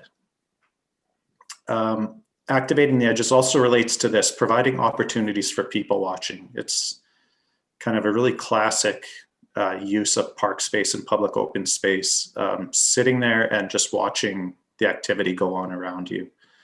So providing seating along the edges of the park allows people to sit, so they're not right in the middle of the action if there's something happening in the middle of the park, but they're able to sit and observe. And so that's observing what's happening in the park, and that includes providing seating that really acknowledges the space as a space for events and programming, but also, again, for those casual uses when there's not programming. Next is creating a space where people feel safe. So it's important, especially during the winter with our long winter nights, that people can come out, use the park, and still feel like they're safe to be there. So part of that is lighting, providing a well-lit space where people feel comfortable, where they can see each other, where they can see what's happening and in the surroundings. It also relates to the concept of CPTED, crime prevention through environmental design, where you provide clear sight lines into and out of the park, where you encourage active uses, which make the space feel safer and inhabited. Again, a space that people want to be, so that it discourages undesirable behaviors from occurring there. Next is using planting for color and seasonal interests. So right now the park does have a lot of trees and landscaping. Unfortunately, the majority of that landscaping, if not all of it, will likely need to be removed to make way for the new construction. So we want to be sure that we provide landscaping back in. It needs to have some greenery as well, so it's not just a large paved plaza space. It does need to be a kind of a green oasis in the center of downtown. Next slide is a plan view of the park. So this is looking straight down in plan. So McLeod Avenue to the north is on the top. Main Street to the west would be on the left there. And just going through the key spaces, the first is a flat open lawn area. So the idea that that lawn area can be used for special events, setting up tents and other elements on there. It can be used as a seating area for when there are events happening on number 2, the stage. And the lawn can also be used on casual, like a weekend day if there's not programming, or anytime, frankly. If there's smaller kids want to run around, kick a ball, throw a frisbee, etc., that can happen on the lawn. And people just sitting and catching some sun on a nice day. Item number 2 is a stage, so a permanent stage with an attached storage room on the backside. So this was a key driver that we heard of from the City Centre Business Association. It was a part of the plan that came from the area redevelopment plan. And we've worked with representatives from the culture group and administration on the design of the stage to get the size of it kind of appropriately sized, to make sure it has the proper electrical connections for AV and whatnot. Lighting, etc. So this stage is oriented to kind of the north west, so opening up to the lawn so people can sit on the lawn, watch the stage. The storage room is on the back side towards the Cossack Inn, which allows for loading and unloading of equipment and materials from the alley on the east side there. We understand that the storage room would be used to store materials that are used to program the park, like barriers and signage and things of the like that are currently need to be hauled in and out of the site by Public Works. So there was a desire to include some permanent storage on site. Number 3 is an open air pavilion, a small, not too small, not too wide, but open air pavilion, a shade structure, if you like, a canopy with some permanent picnic tables underneath so that people can sit and have some weather protection from if it's raining or snowing, as I mentioned earlier, or just sit in the shade. It's been oriented to Main Street. As we understand, there's a potential to have food trucks parked along Main Street during special events. So that proximity of this protected seating to the food trucks makes some sense, where you can grab something to eat and then sit under the shelter and eat it. Numbers 4 on the 2 sides are amphitheater seating, so kind of 2-level seating backed by some planting so that people can sit and get views of the stage, but also just kind of watch the activity that's happening in the park. That goes back to that idea of people watching and providing lots of seating. We really want to, and activating the edges, have people able to sit around the edge and see what's happening in the middle and leave that middle space open for flexible programming. Number 5 is some lower raised planters with seating along McLeod Avenue. Again, trying to engage with the street, provide seating that allows you to sit against the street or against the park, but still allow sight lines and views into the park. And number 6 is the existing alleyway. We're showing that to be paved in concrete paving to match the park. The idea that that could be kind of ancillary space to the park itself for when there are festivals, events, and programming happening there. It feels like an extension of the park. We understand that sometimes that space is used to set up porta potties. We believe there could be other uses for that alleyway, and really it can and could act as an extension of the park space. The next slide. This is a bird's eye view looking from the north. You can see the stage at the back end there kind of acting as a focal point of the park with the open lawn in front. the open air pavilion on the right-hand side there with large family style picnic tables underneath. This is a point of discussion and I guess debate that we could have is whether fixed picnic tables are the most desirable thing right now in this pandemic world, especially large family size tables like this where you're sitting right side by side. They're a really nice thing when, you know, before the pandemic. The question we've raised is, would we be better off having movable tables and chairs that you could use to configure your own seating areas? That brings with it some operational challenges. You need a place to store them. You need to move them in and out, move them out in the morning, put them away in the evening, et cetera, but might have people feel a bit more comfortable this day and age. Hopefully we'll be out of this day and age sometime soon. And then you see the raised planters and seating, thank you, Tony, on the side there, the 2-level seating, which you'll see better in the next views, I think. This is a view from the intersection of McLeod and Main, basically looking into the site. You can see the pavilion there with the fixed seating underneath. Low raised planters. We're currently proposing some low-level simple signage acknowledging Columbus Park. That's still in development, but really something that bears the name, but still allows for sightlines and views into the site. Doesn't act as too much of an obstruction for views. And then canopy trees. The trees we're planting along McLeod Avenue and in these planters are meant to be high-headed shade trees that'll grow into really nice, mature, shade-providing trees. Next slide is the last slide. It's a view from the northeast on McLeod Ave. You can see on the left here that 2-level seating so people can sit, you know, you can accommodate more seating. When you're facing in the other direction there, looking at the stage in the background, you know, you can kind of sit 2 levels high and see the stage. So it kind of provides a bit of amphitheater seating.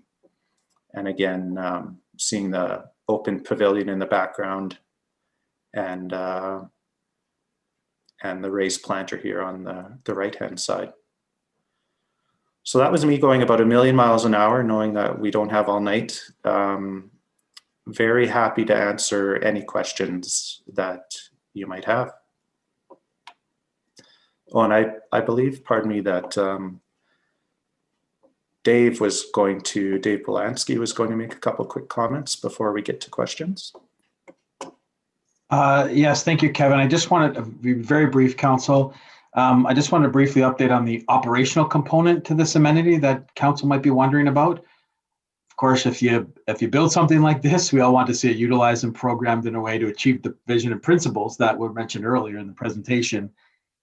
We have had some preliminary discussions on what that would look like, including with the City Center Business Association. They've indicated a strong desire to take a very active role.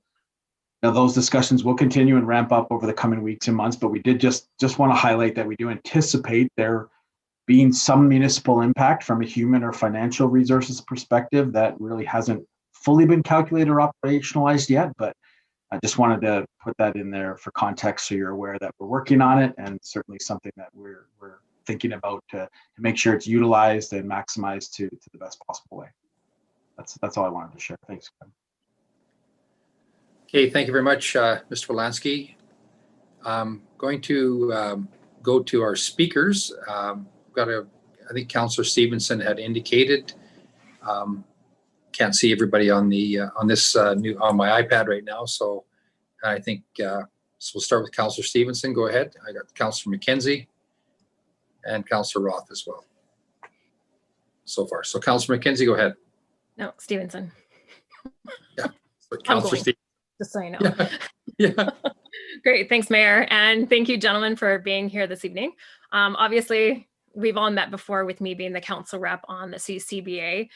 So some of this might sound repetitive, but I think it's worth repeating for some of council, just for some of the conversations and questions that we've been having. And certainly I've had my ear to the ground with with the CCBA and just making sure that a lot of the concerns that we are hearing from the city center community is being reflected in the steps forward. So what I've heard tonight, it's not that I have my backup or anything, but I do have a couple of concerns. So I just want to raise my questions and well, we'll go from there. So I think the first one is that with the construction season, the way you've laid out 21 and then 22, it's quite disruptive for the businesses in the city center. And our original discussions with them is that they just wanted one shot, right? It was like, get it all done all at once, just do it once and then get out of the way. So to me, this sounds a little different, that it's part one, like understood that it really does set the framework and the foundation for phase two. I guess what I'm trying to understand is if you're going in and you're changing all the pipes in the underground, are you not ripping out the streets? Like you can't do this without ripping out the streets, right? I'll take that question. Okay. So with respect to the water main, so it will be constructed just on Main. So on Main Street, that's the only place where we're actually doing the disruptive piece. So the other pieces I kind of showed in my slides were rehabilitation of the sanitary line, which is actually on the McLeod Avenue, as well as on Main Street, as well as the storm sewer. So the rehabilitation of those lines are actually going to be done with a method called relining, which is actually not a disruptive thing. It's literally keeping the pipes in the ground. You're not ripping the road up, and you're going in there and you're relining it through the manholes. So there's a technique that's used, and it's pretty common. I mean, that we try to avoid ripping up pipes, unless you absolutely have to. There are a couple of locations along those lines that need to be excavated and spot repaired. So that's disruptive, but it's not a disruption for a long period of time. It's very sporadic. It can be sectioned off, and lots of notification can be given.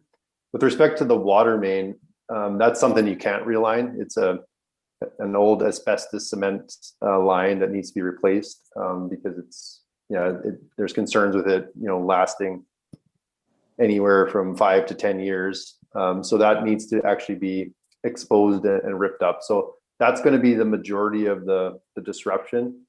And we are, there is some excavation that's required, obviously, for when we're reconstructing the roadways, but it's one of those things that you need to do it before you do the other work. And so there's enough work to be done on McLeod and Main that it would be too much for one construction season in order to be able to do that, as well as I mentioned, once you start peeling, the layers of understanding of the project, when we started to get into it, there's these third-party utilities that are probably one of the biggest concerns, and you're at the mercy typically of the schedules. For example, for Fortis, for ATCO Gas, for TELUS, all the work that they have to do. And so in order for us to, mobilize them, get them out of the way, it's going to take the better part of a construction season, to do that work anyways. Mm-hmm. And so we kind of looked at it as, what's the best chance for us to set us up for success? If we were to defer all of that work, do all the planning, get all the ducks in a row, even with these utility companies, get it set up for next year in 2022, we would be very, very, very hard pressed to get it done in 2022 in one construction season. So we looked at it as a staged approach, and we've taken this approach in other areas, and we've learned some lessons in terms of relying on third parties and relying on decent weather. And there's too many factors for us to say that this could be done in one construction season as well. So okay. Hopefully that answers the question. Yeah, but I'm just this is how I do things. So if I'm understanding correctly, McLeod is gonna have like the manhole disruption, but Main has to have more of the road, but not all of the road ripped out. Yeah, and the water main, so the water main can be done in a pretty constrained environment. Like we don't need to rip the entire road up in order to do it. That's one thing I should have mentioned when I said that. So we can actually do that with a vertical trench. So you can essentially shore up the trenching and kind of keep your excavation to about 2 meters at the top. So to put things into perspective, the existing width of Main Street right now is actually more like 13 meters. So we're talking about, a couple of meters that we're ripping up. And, in order to do that, we obviously need the workspace on the area. So we're going to probably have to close half that road. And I'm not going to downplay the disruption. Like, there will be disruption for sure as a result of doing that work, but it can be planned out so that that we minimize it as much as possible by, providing some pretty good constraints in the contract for the contractor to follow, and then just ensuring that we've got a really good kind of engagement plan with the business owners and such. Great. That's a great segue for my next question. And it might go to Mr. Crawford here. In terms of the disruption, I'm understanding now that the major disruption is going to be in 2022 in terms of access to the businesses and that major disruption. But what communication do we have planned even for this year to ensure that people that are, God willing, are able to go back out and shop and enjoy the city center, understand that the disruption this year in 21 is going to be like minimal compared to what we originally thought, but that we still want them to come and patronize the various businesses. Are we starting to work on that communication plan? Will it be ready for the construction season? Thank you, Mr. Mayor, through to you, Councillor Stevenson. Certainly we do. We actually are ready to hit go tomorrow on the Spruce Grove Connect website. We did not want to go live with that ahead of this discussion today. But we're ready to go live with that. We have,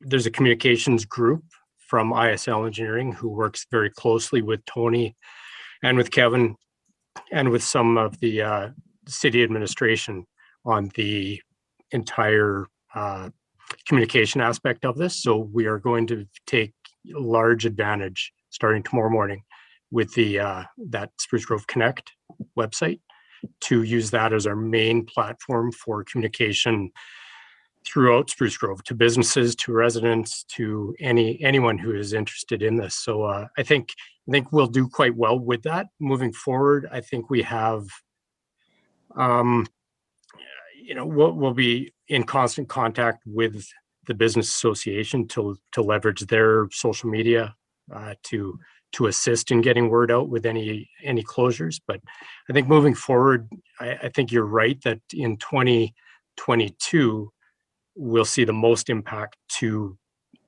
I guess, disruption to businesses, not being able to actually park where you want, to be able to walk to where you want to go. But I think that'll be something that we talk about with the contractor who we do choose, or when we do choose a contractor to work with.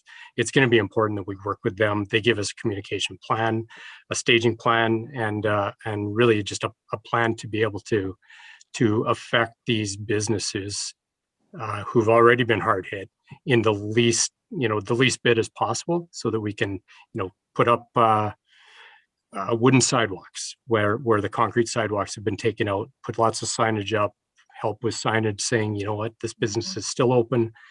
So I trust that answers your question.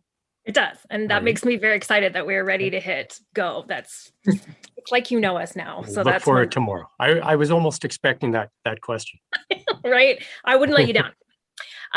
So just going forward, I just have a few questions in terms of what the process looks like when it comes to the design, not just the design of the park, which we're speaking about tonight, but some of the streetscapes. I know there has been some concerns raised from the CCBA. So I'm just wondering, because you laid out beautifully the timeline, but I'm asking, is there a part that council also says yes to the design of Columbus Park and yes to what the new streetscaping is? Because I know there's been discussions, I've gone back and forth with Mr. Walker a couple of times about this, talking about whether or not you would come forward to council with one option for streetscaping or a couple. But now that that's not until 2022, I don't know what that timeline looks like, because maybe I was working to a 2021 timeline, thinking we had to have everything done by March. So I'm just curious what that looks like in terms of the buy-in from council, in terms of what those options are, and just to ensure that we're on the right track on, like, this is what we want Columbus Park to look like, for example.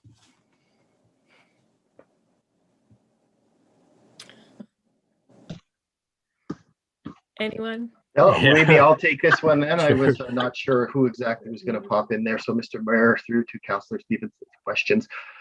So yes, I think that, you know, we have been working on the preliminary engineering and figuring out the design for the streetscape, and that's come to some interesting decisions for us, and I think the CCBA and possibly council going forward. You know, the area redevelopment plan did make some assumptions and put in some higher level policy as to what would be expected for the streetscape, specifically McLeod Avenue and Queen Street in the first phase. And so we have had some learnings through the engineering. And so we, in sort of this two-phased opportunity here, will be explaining and connecting back with the CCBA to coordinate and understand how you know, the findings have changed some of the possibilities that, you know, were initially thought possible. And so we're thinking that there's a large amount of direction still available in the ARP that we can work administratively and with the CCBA to overcome some of these design issues. That's not to say that council will not be involved. There may be some opportunity to do that, but there was good direction in the ARP originally around, you know, some of these urban direction. Yeah, fair enough. So I guess the big one for me is like the median versus no median, right? That seems to be a big hiccup, and depending on what the option was chosen, it might be not what the ARP recommended, maybe not what the CCBA recommends. So I certainly want to make sure we have one opportunity really to get this right in our lifetime. And I can see Mr. Lavaseur is ready to jump in and save this. Through you, Mr. Mayor, thank you, Councillor Stevenson. You never know if I'm actually in the window or not.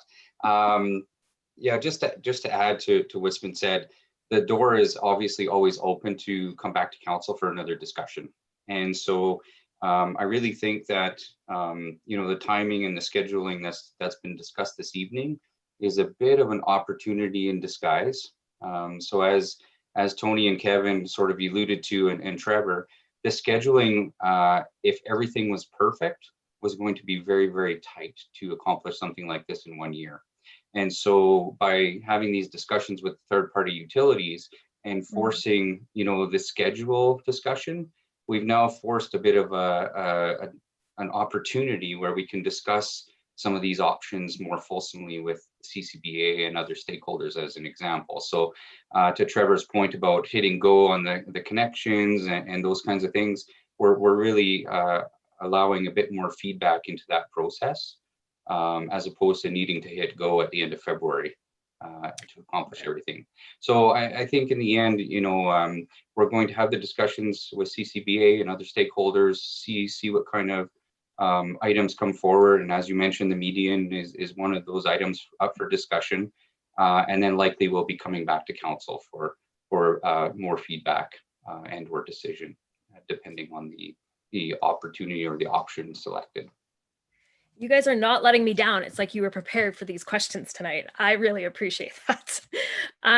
Switching over to the Columbus Park, just a few questions there, because obviously when we were looking at it, it was like, you know, here's like just a giant open space, and then there were some other options. This seems like it's almost not a hybrid, but it does lend itself to a couple of different design elements. Do we know what I don't know if you figured this out or not, but do we know what the capacity is of Columbus Park? Because I do know that the whole goal of this is that it actually gets used instead of just sitting there for 365 days of the year. So do we have an idea of like what the capacity would be, like if we were to put on a concert there, for example? I'll field this one through you, Mr. Mayor, to Councillor Stevenson. In short, no, I apologize, I don't have that number offhand, but I would estimate in the hundreds. Okay. of people. That is something that we can figure out in different configurations, what that capacity is, and we could get that information back to administration and then through to whomever is interested in that. Yeah, that would be great. I think just as a go forward, for us to understand, if we're going to put on concerts and events, what type of capacity we're looking at. I think that really helps, because oftentimes we often think of Jubilee Park as the go-to for big events. But if we know that, especially when we're putting on the concert platform, for lack of a better word that I can't remember what that's called, but you know what I mean. So it would just be nice to know what the capacity is there. Just in terms of like thinking about the CCBA, especially when they're trying to drive people to the city center. I know that we do like the public markets, and we often use the streets, but there's a goal and a hope that we can use Columbus Park for that as well. So I'm just trying to think ahead of a couple of things that you sort of addressed. But one, are we going to have like electricity and like electrical outlets and that type of thing maybe hidden in places so that we can set up vendors for success? That's my first question. And second, you made a mention about porta potties, but have we given consideration to maybe making a permanent washroom facility in the city center? And the reason I say that is because of all the stuff that we've even been talking about tonight about homelessness, and like everyone needs access to facilities, and just we don't know what kind of concerts or what type of events we're going to be putting in. Just thinking of that coordination of having to constantly bring in porta potties, it ruins the aesthetic. It just, I don't know, looks a little cheap. So have we considered, and I don't know if we put it in our scope, but have we considered maybe making a permanent washroom type facility in the city center? Through you again, Mr. Mayor, to Councillor Stevenson, I'll address the first question about the electrical receptacles, and then I'll pass the second question back to administration. In short, Councillor, yes, there will be plugins hidden away along the park, both within the park and along the streets. Both McLeod and Main Street will have receptacles to facilitate things like food trucks and market stalls and other things of the like. And then a bunch of power receptacles within the park to facilitate both the stage and then other setups. If that answers your question, I'll defer to administration. Okay, thank you, Mr. Mayor. I can answer that one through you, Mr. Mayor, to Councillor Stevenson. As far as permanent washrooms on that site, it was not considered and has not been considered yet. Certainly something we could look at in some conversations with ISL, and we can respond back to council on that with some options. That's wonderful, and I do appreciate that. I think it's something that I'd rather us explore it now than think about it a couple of years from now when everything's complete and it's like, oh, we should have thought about that. So I do appreciate that coming back to council. And those are basically my questions, and I will allow the rest of my colleagues to jump in. So thank you very much for answering my questions tonight. Okay, thank you very much, Councillor Stevenson. And I'm going to go next to Councillor McKenzie. Yes, thank you, Mr. Mayor. Through you to administration and our presenters, thank you for this. It's exciting. It's exciting to see, and I do understand with the construction, and I think the way that you do have it laid out is great. And being a resident who last summer actually lived in an area where we did the water main and did the vertical trenching and such, it doesn't disrupt as much as would be. So yes, 2022 would be the bigger concern, but I think you've got it here.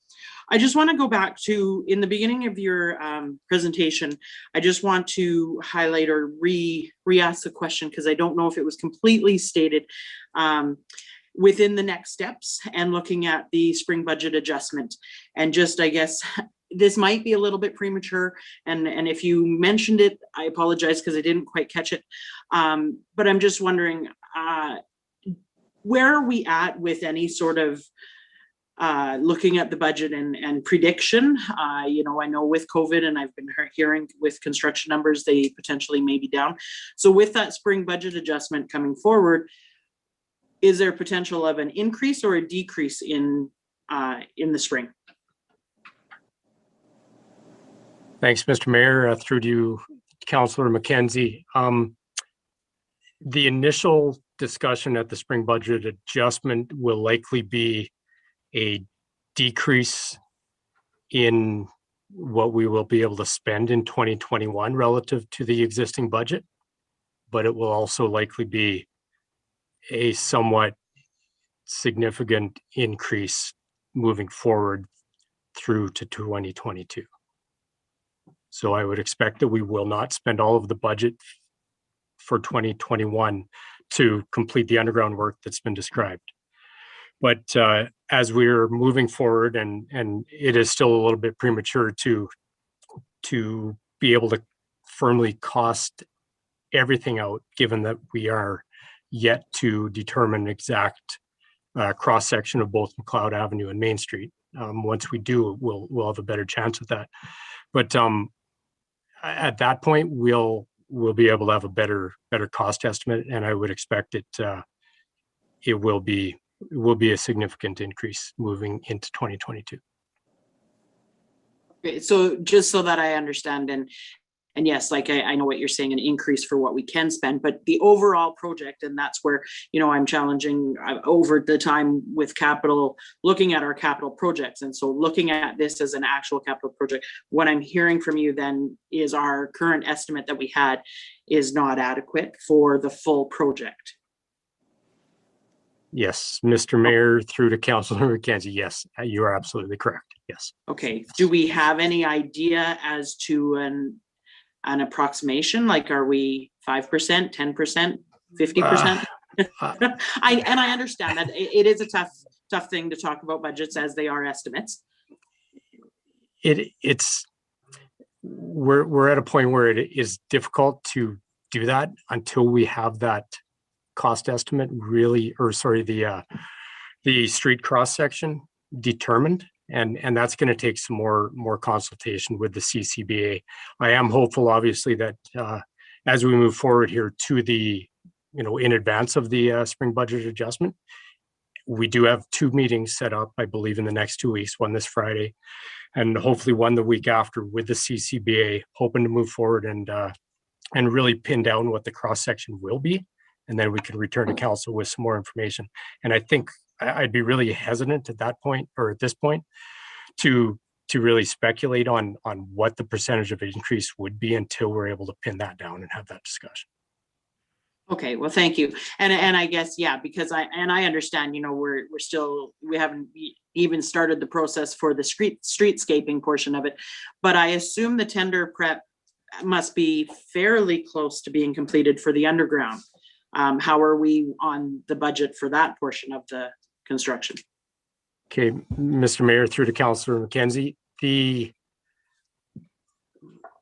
Right now, there is still some urgency for us to move forward and determine what the streetscape will be, because if it's streetscape A, it may mean that ATCO gas line or that Bell fiber optic line needs to be moved. If it's the other option, it may not need to be moved. So there's many things, many balls still up in the air until we're able to pin that down. So. Okay, and I guess it is a little bit scary moving forward with this. Then with a fair amount of uncertainties around the budget, and it is a little bit disheartening to hear, because I've heard a little bit out there, that tenders have been coming in under. So hopefully we can, keep that at a minimum.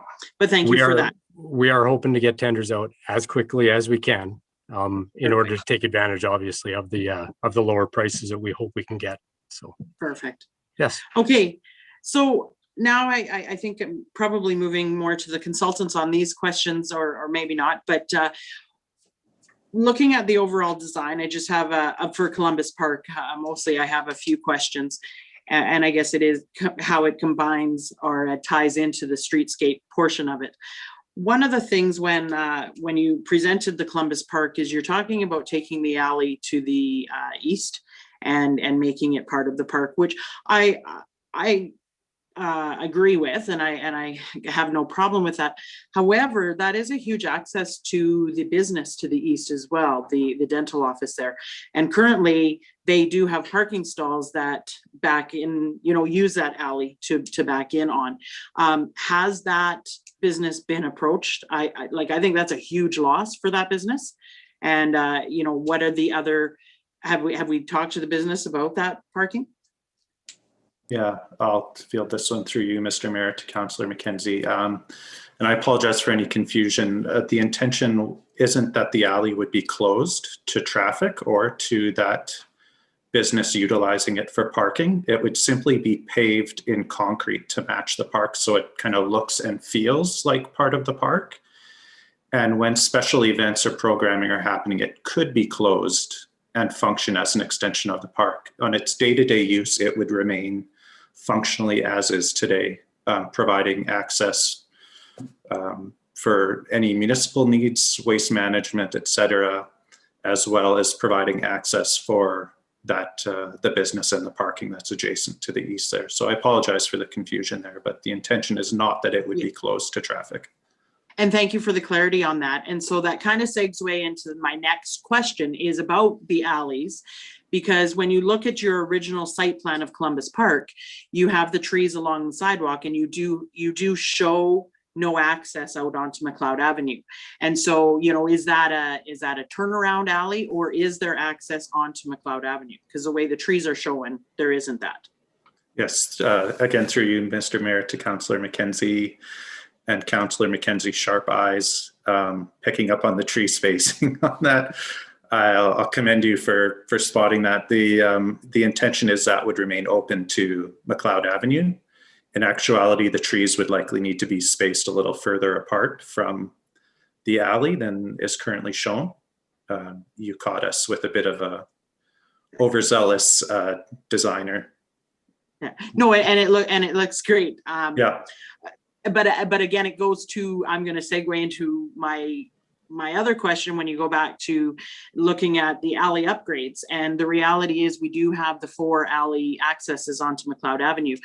Now, based on the streetscaping and the fact that we're putting a boulevard in the middle, those alleys would in essence become right in, right out, which I think is great to help with traffic and flow along the street. But was there any consideration to closing those alleys to McLeod Avenue and just still allowing access, from Queen Street or from the other streets? Granted, I know it becomes a problem when you have a dead end alley. You need to create enough room for a turnaround and that sort of thing. But was there any contemplation given on that? I can start this question, and then maybe Mark looks like maybe wanted to jump in as well. So through Mr. Mayor to Councillor McKenzie. As part of our current scope of our project, as I kind of mentioned in my presentation, kind of in the very early slides, when we talked about the area redevelopment plan and the renaissance over the next 30 to 40 years in order to kind of realize this vision.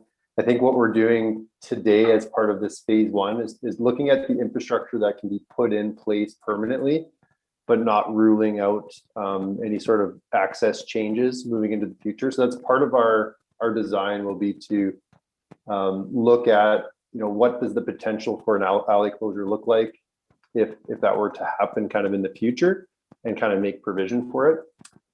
As part of our current scope, we are looking at keeping the alley accesses open because of they do provide access to current businesses. Mark, I'm not sure if you wanted to jump in. Yeah, maybe I'll just add that as part of the mobility planning, we are looking at some of the existing roads, and we will be assessing those in the longer term. This is a 40-year plan, so there may be things that can happen in the future that will not have happened today. I think there are certain impacts or certain things that today were not possible with the schedule we were trying to achieve. But I think in the mobility planning, we will be, looking at those sorts of questions and providing some maybe longer term solutions. Perfect, thank you. And you know, I'm usually against multiple accesses to your main streets and that sort of thing. But within this area, I do think that those alleys do give egress and allow for people when they're looking for parking in the downtown area, just different routing. So I actually am in favor of that. So thank you for that answer. My next question then is just when you're looking at Columbus Park, it looks beautiful. My concern is when you have that much the grass in the middle of the concrete, what sort of watering system are we looking at? You know, a built-in kind of watering system, or would it be the responsibility of our public works to be, you know, heading out there with the truck and hose kind of thing? Because my concern is it looks great until it's brown, right? And so what sort of system is looked at for that? I'll field this one through you, Mr. Mayor, again to Councillor McKenzie. Yeah, we are planning on putting in a permanent automated irrigation system to water the lawn and the landscaping. The lawn, we're also planning on specifying kind of an above average soil depth, and we'll use a specialized soil mix that has a heavier coarse sand content, which allows for a couple things. Good drainage is one, because it's important that it's not too saturated. If you have an event, as you know, nothing worse than a rainy lawn with a bunch of people and equipment on it will destroy it. So we want something that's well drained, but also reduces compaction. And a well drained kind of coarse granular sand being mixed in with the soil mix will help to resist compaction, which will also add to its longevity. That sounds awesome. And then my last thing is more just a statement, because Councillor Stevenson actually mentioned this, and I'm in huge favor of looking at some sort of permanent washroom. I'm not saying that we should, but I think that, you know, a lot of communities are going to where we're having them. I know that the operational component of it sometimes and keeping it clean, but I do think that, you know, again, talking about our homelessness and poverty, but as well as just, you know what, it's great to have that accessibility for those facilities when you're in the park, even if you're there for your lunch break or whatever. I know I've seen when I've been down at Columbus Park having at some of the events, we may have caught a few young kids going in the trees. And, you know, I think that it is something, and I think this would be a great location for Spruce Grove. And it would also, to me, show the city center that we care about downtown and getting people there, where, you know, creating that walkability of the businesses in the community and knowing that you can go down there and you're not having to bug a business to use their facilities. So I would love to see that conversation as part of the steps moving forward. So thank you for this. This is exciting.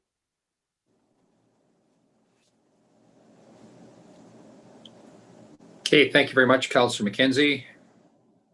We are now going to, looking at my speakers list, Councillor Roth, then Councillor Grilke. Thank you, Mayor Houston. What an exciting presentation. I will admit that when this was first brought up to council several years ago, I wasn't the biggest fan because it's a great deal of money, but I'm becoming a big fan. It's a great deal of money, and people talk to me about the disruption to traffic and businesses, and so on, the timing of the construction, those kinds, and the loss of those 40 parking stalls as well. That's something that has been over the years and will continue to be an issue with downtown businesses and the patrons and customers of those businesses too. But some of my questions about the communication plan and Columbus Park, which is a particular interest of mine, have already been asked. But I do have some comments and a question perhaps about Columbus Park. But there are some, is there going to be some consideration for those bricks that people had purchased at the entrance, the northwest corner of Columbus Park?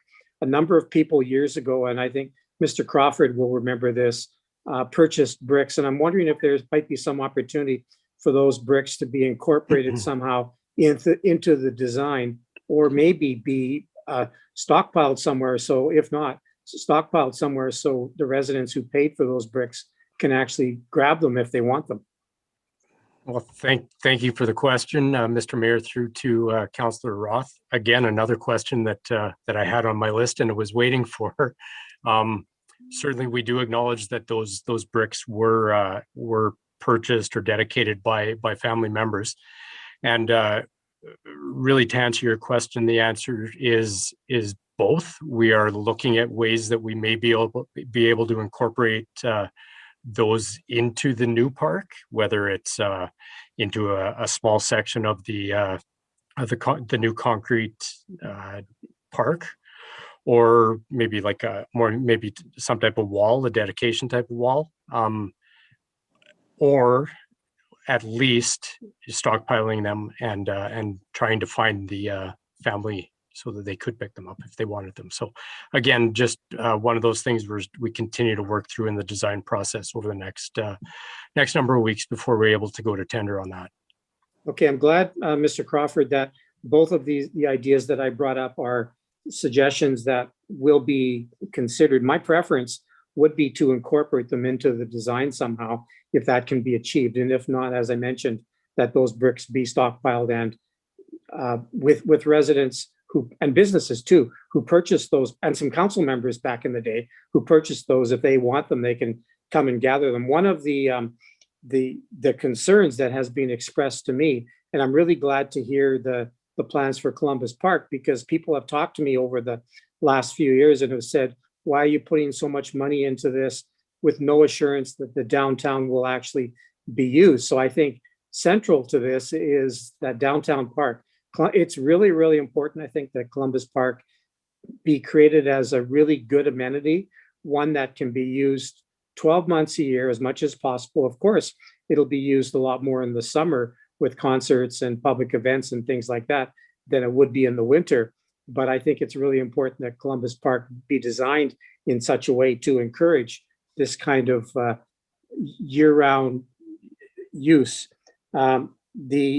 So I'm glad to hear that. I'm glad to see the design aspect and how Columbus Park will be redesigned to be used more, because right now it's not used a great deal, except those maybe 3 or 4 or 5, 6 different times during the year when it's put into use for the downtown market and the odd public event like that.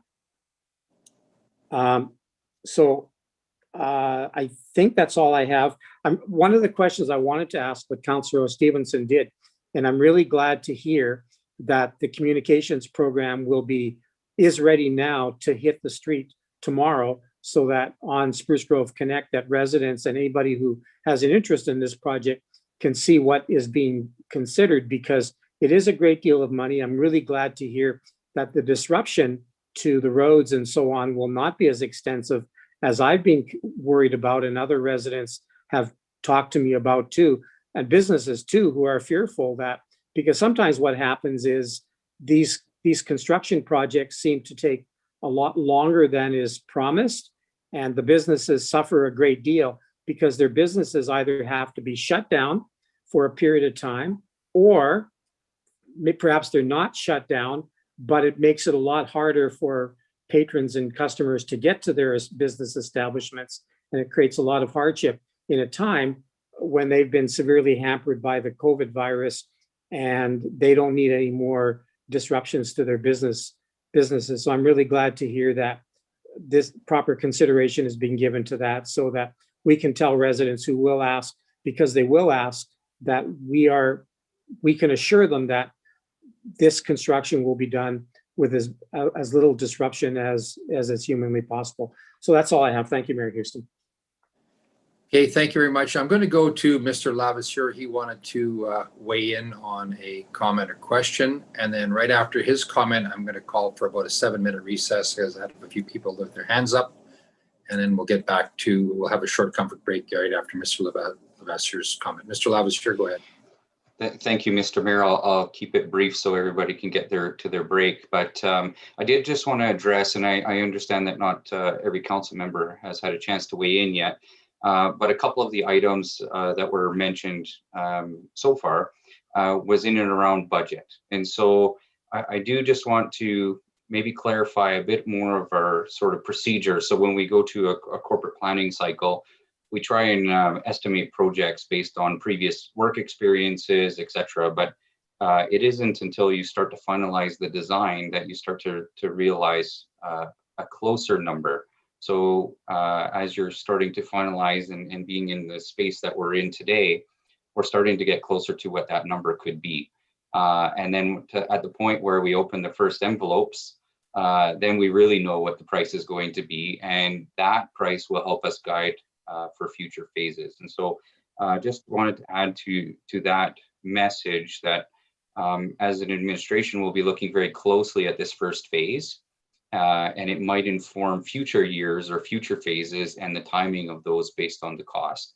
And we are hearing that there are some favorable costs to Councillor McKenzie's point, but there is also some work that has to be done in an area that's aging. And so as Tony and Kevin alluded to, there are some potential challenges to this work, and costs might be reflective associated with that. So wanted to add that. And then the other comment that I've heard is the washrooms. And so I think what we'll do is, Trevor, I noticed, was taking some notes as we were speaking about that, but maybe we can work with Tony and Kevin to come up with a bit of a game plan around potential options and or ways of providing this out to tender, so that maybe it's an optional line item within the document, so that we can decide as a municipality whether or not to proceed with that element of the park. And so just want to add those 2 points. Thank you, Mr. Mayor. Okay, thank you very much. And I appreciate those comments, Mr. Lavaseur, because recognizing, where we had a budgeted number that we're going to do all the work this year, that'll be spaced over a 2-year period. So we're going to be okay this year for sure. And then when those numbers start to roll in, because you are going out to tender, and that will start following this meeting this evening. And when that starts to happen, then you'll start to get the true numbers coming in. So we appreciate that follow-up. And thanks for everybody for the questions so far. So I'm going to call about a 7-minute recess, and we'll be back right after this important message from our sponsors. Thank you.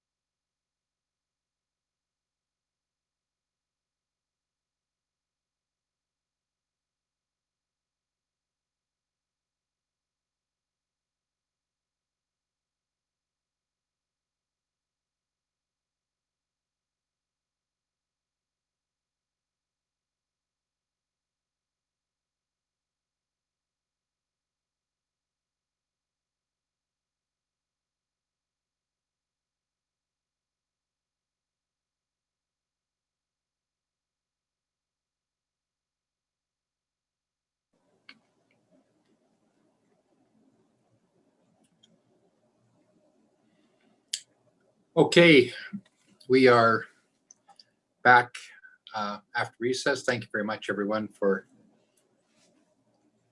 coming back to the meeting. We're going to go to Councillor Grilke next, and go ahead, Councillor Grilke. Thank you so much, Mr. Mayor. Through you to our presenters and administration. I'm going to have just a few kind of random comments and then maybe one or two questions.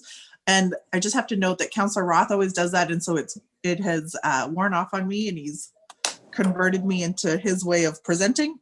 So my first comment is that I'm excited about broadband. That potential for the city center is very exciting.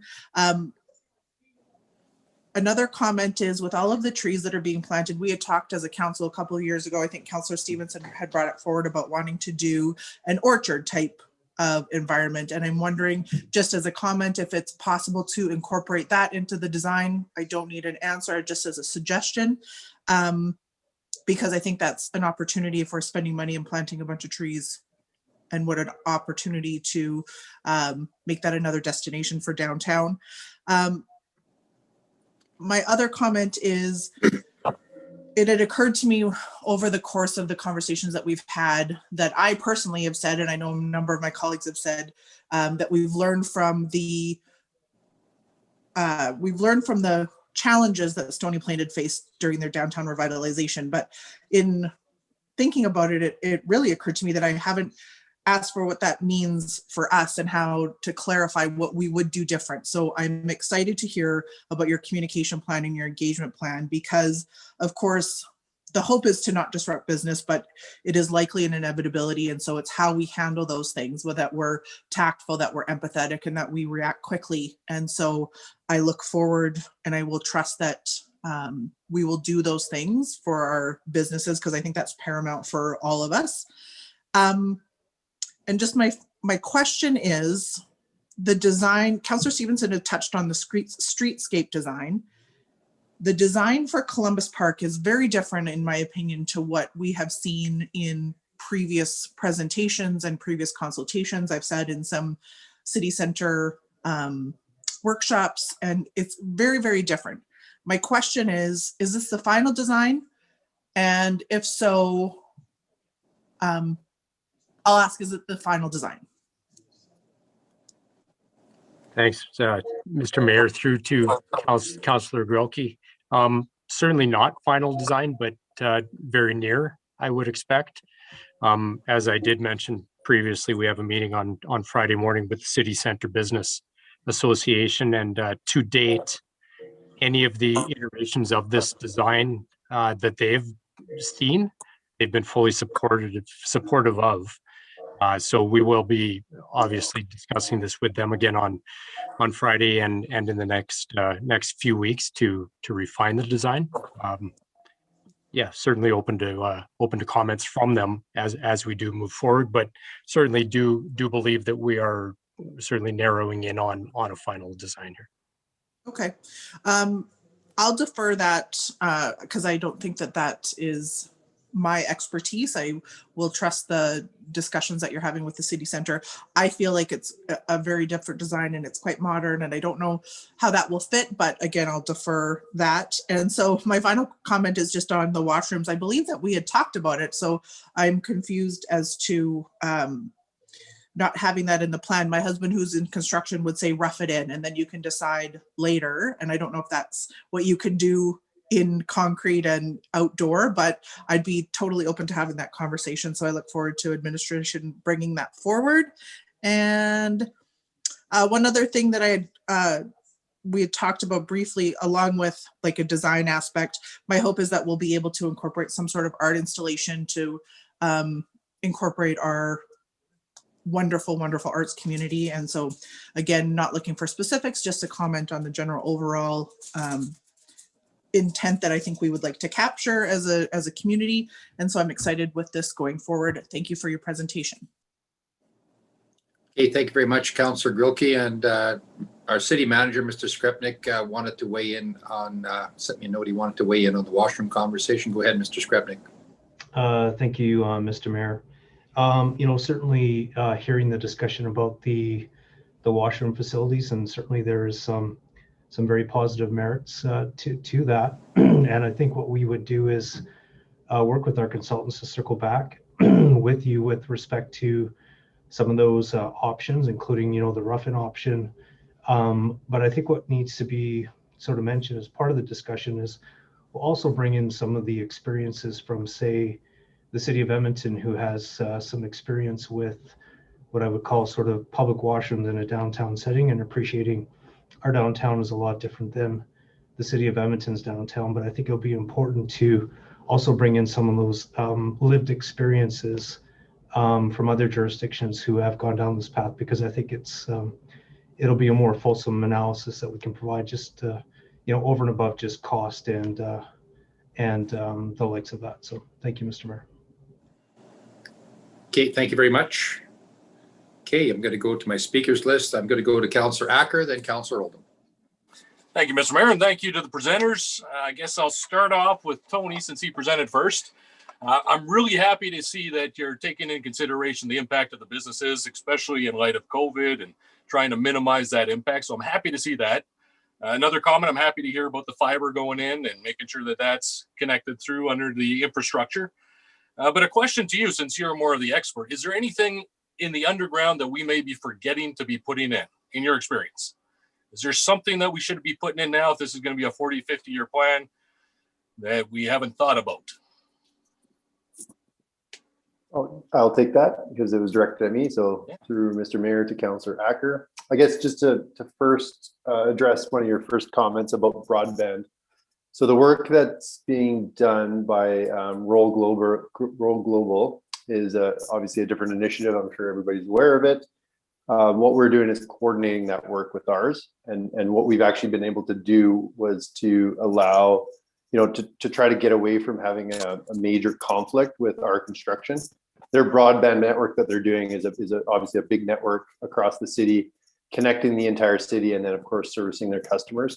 So one of the things we were able to do, I think, as a bit of a win with them, was to try to avoid that that interface between our construction project and theirs. So that was the kind of coordination work that I was speaking of.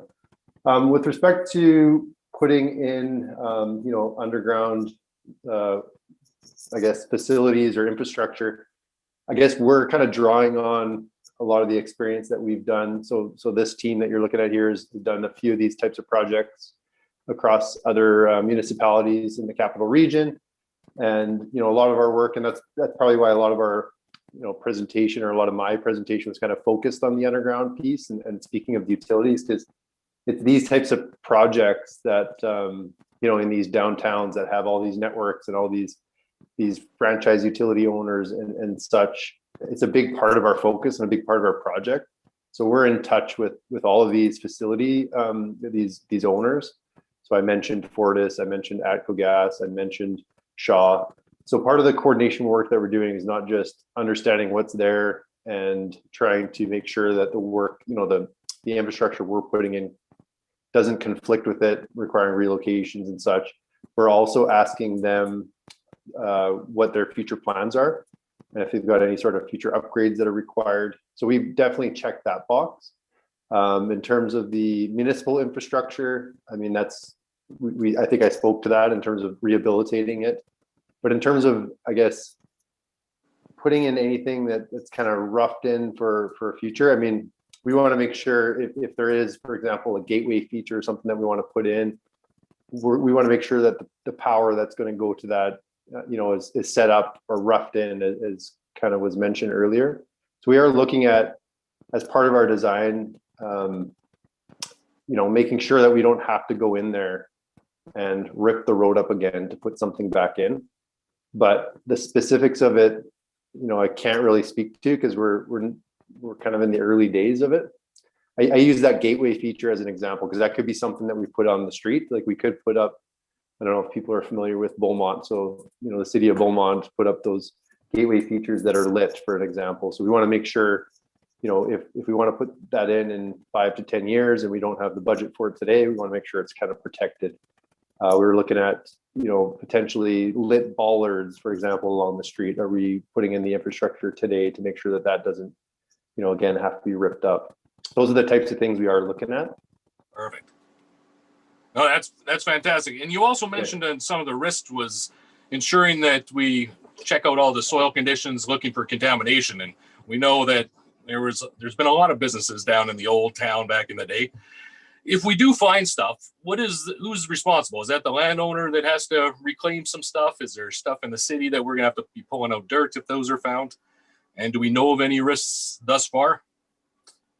Okay, so through Mr. Mayor to Councillor Acker. So the work that we did was, as I mentioned, was a phase 1 environmental site assessment and then followed by a phase 2 environmental site assessment. So the phase 1 identified the potential areas of concern. And so that was a historical review and a report that basically said, okay, well, there was a gas station in this location, there was a dry cleaner in this location. And we looked at kind of that broader 4-block area. And so, of course, we did find a number of different land uses that were of a concern. And so what that did is it informed the phase 2 work. So the phase 2 is actually the exploratory work. So while we were going out there and drilling holes for the geotechnical to understand what the soil conditions were, at the same time we were doing this phase 2 assessment to understand, if there is actually environmental concerns and contamination limits that exceed certain criteria. And this is very typical of this type of a street. And so we did, we actually found that it was pretty favorable. We didn't get a lot of hits in terms of environmental concerns, which was actually a bit surprising based on the land uses. So it was a bit of good news. But with, I wouldn't rule out the chance that there is contamination in there. But what we did get is a pretty good guideline for the type of contamination that might be there and how to deal with it. And so because it is within a road right of way, it's not the same as if we were to be, if the city was redeveloping this land for a residential use. In those cases, we have to go in and actually, chase the material out. If it doesn't meet the residential guidelines, you'd actually have to go in there and excavate all the material out until they do what's called a phase 3, which is to make sure that that all the contamination is actually gone. In these cases in the roadway, what you typically deal with is any material that you're excavating, because it's not practical for us to chase it within the road right away. For the reason that we're talking about before, is like you've got all these buried utilities in there. It would not be practical for us to go in there and chase all this material and get rid of it. So really the only risk is from a schedule perspective and from a cost perspective in terms of what materials we are going to encounter and how to deal with them. So they've just got to deal with them in a bit of a different fashion. You can't, if it's a certain type of soil that doesn't meet a certain type of guideline, all it's saying is that when we excavate this material out, that it can't be placed in a stockpile that's using that material for a residential development or something along those lines. So we're building in contingency into our schedule and into our budgets that is informed by this phase 2 assessment, if that makes sense.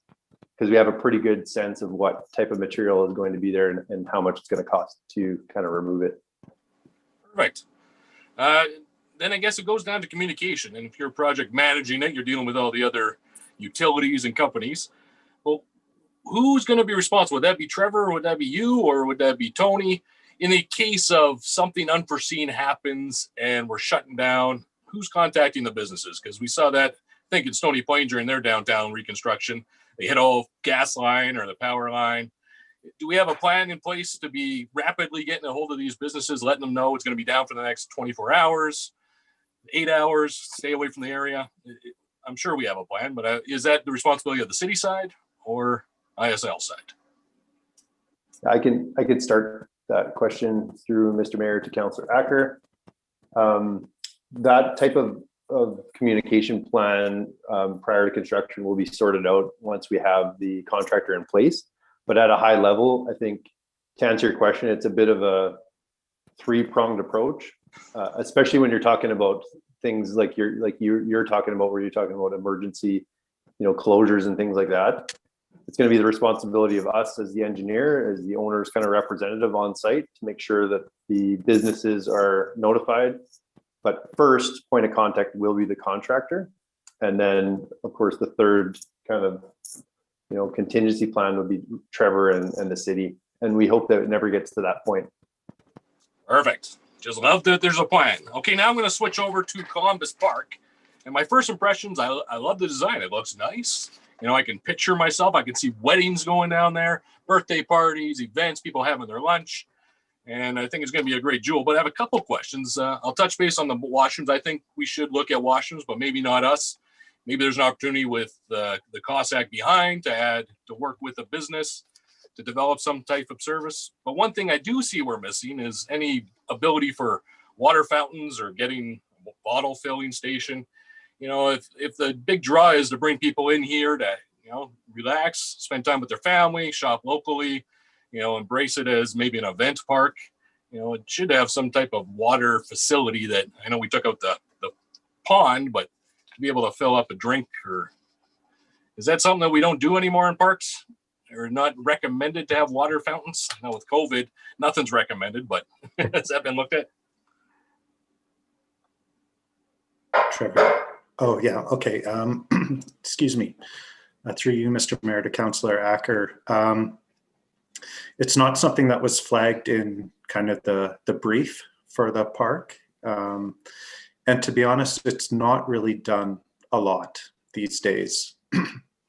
I think a lot of it has to do with the operational and maintenance impacts that brings with it. The seasonal kind of maintenance, you need to blow them out.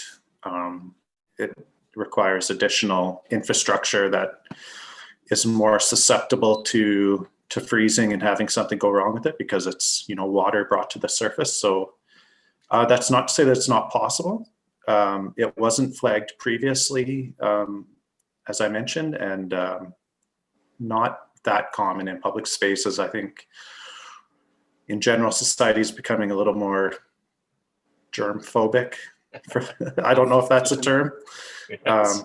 but yeah, and especially with COVID now, I'm not sure how well that will be received. But to your point of water bottle filling station, like you see at rec facilities, it's not unprecedented. It's just I guess the big question for me would be, is the city's public works group, you know, willing and able to take on a piece of infrastructure like that? Gotcha. No, I just had it as a question and the washrooms came up. Maybe you could just get water from the tap if that ever became an eventuality. A couple other things I didn't see on the plans, but I'm sure are part of the design would be garbage cans, recycling, and bike racks. I didn't see anything for people biking in. We want to do multimodal. Are those going to be pieces that you just put up between all this, or can it be integrated in some of these structures? Yes, again, through you, Mr. Mayor, to Councillor Acker. Yeah, good point.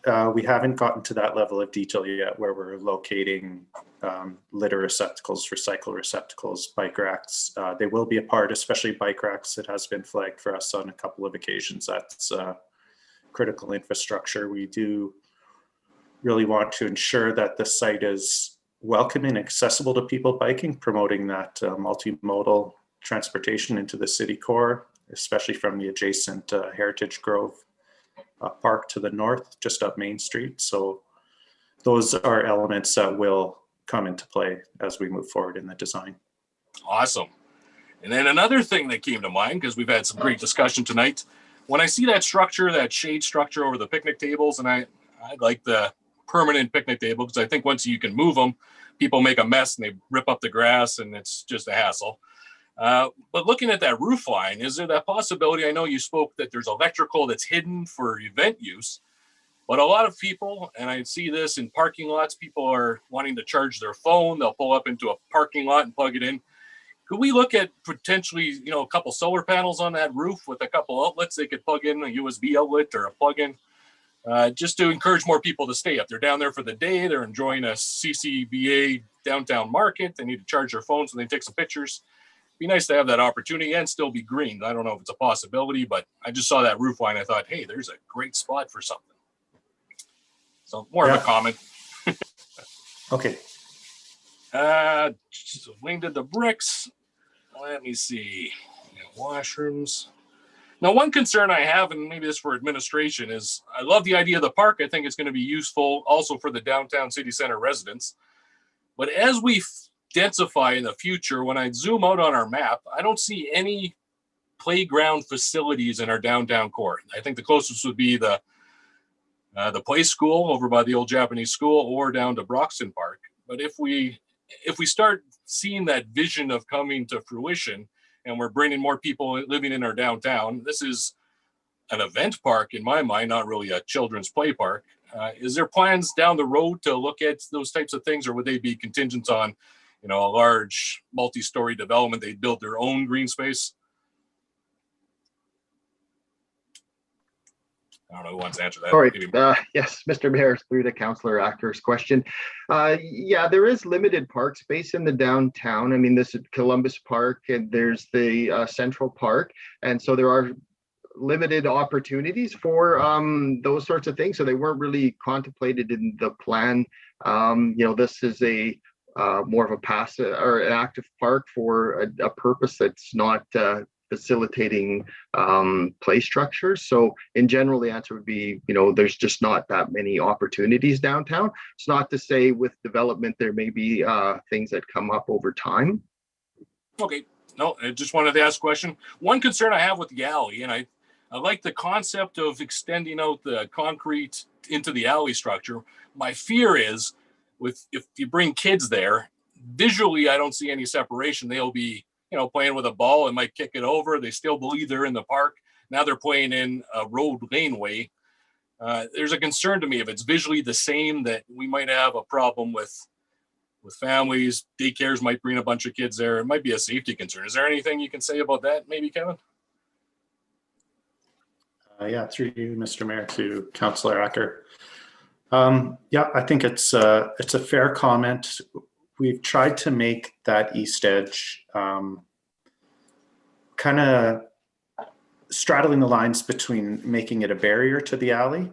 If you recall, we had a couple of large size planters there with the big seat walls.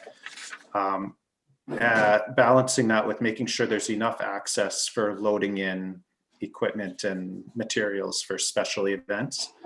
I feel personally like there's enough of a real and implied separation between the east edge of the park and the alley that I'm not as worried about that. So I don't, I'm not terribly concerned about that because of the amount of buffer space that we have there with those planters and seat walls, creating that separation between the two. Perfect. No, I just thought I'd ask. I looked at the picture and I thought that might be a concern. Let's see. Oh, one thing I wrote down here, and as we're talking about redeveloping our downtown core, I'm not too sure who's responsible for these types of things, but we're talking infrastructure, we're talking a park. What would we do in the event that we want to one day put an electric vehicle charging station around Columbus Park? Is that a structure that we have to talk to Fortis about running enough power? Is that a third party thing? Is the city, are we supposed to be providing these types of facilities? It's just something as we look in the 40-year vision is this would be an ideal location. If I came down to have dinner or get my teeth fixed, I could plug in my EV vehicle. So Corey, maybe. Thank you. Through you, Mr. Mayor, to Councillor Acker. As we can see from the discussion, there are limited options, unlimited options to what we can put down here. And so, budget is a consideration, some of that. But I did want to weigh in just from the aspect that that we are currently looking as a municipality into some locations for EV plugins and some granting opportunities that may come with that. So they might not be at this physical location discussed this evening, but we are looking at some potential options. There have been some companies as examples that have done some pitches to the municipality as far as different opportunities that arise. And so we continue to look at those as they come up, but there are some potential opportunities that may be more imminent. So more to come. Perfect. Well, that's all I have. So thank you so much for the presentation. It's exciting. You can tell by the conversation. Thank you. Okay, thank you very much, Councillor Acker. Councillor Oldham. Thank you, Mayor, and through you. Thanks to all my colleagues for asking lots of great questions. I just have a few left on my list. Given the challenges that may present themselves with the third-party utility companies, and we all know there's going to be a few moving parts here, my concern is their communication and what they're bound by, because Councillor Acker referenced, I think, kind of an emergency situation. But in general terms, they're operating on their own schedules. They're going to have their own challenges. So what's their responsibility in terms of timelines for communication to us? Because if it doesn't get to us in a timely fashion, we can't get it to the businesses and the public in a timely fashion. And we're the ones that end up taking the brunt of that misstep in communication. Thanks, Mr. Mayor, through you to Councillor Oldham. I think on that one, the intent will be for the shallow utility companies, whether it's ATCO, Bell, TELUS, to work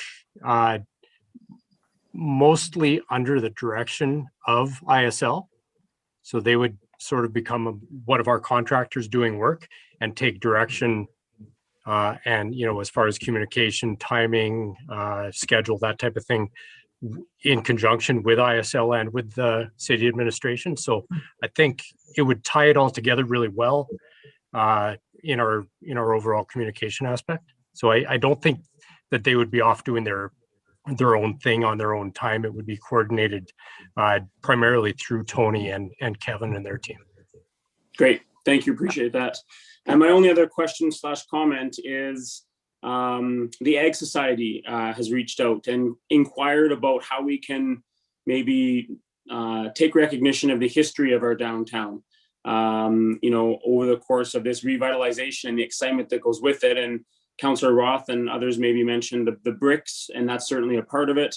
But it would sure be nice to have a plaque or an information kind of board on the street or something that speaks to the history of our downtown. And I don't know how you encapsulate that. I'm certainly not the expert, but I certainly let the Ag Society know that I would pass that message along to preserve the history as we build for the future. So just a comment and something to consider. I know you've had a lot of requests tonight, so I don't want to add too much to it, but just something to think about that may be relatively simple and low cost to do that would honor the history of that area as well. So that's all I have. Thank you, Mayor, and thanks for the presentation. Lots of exciting work to come.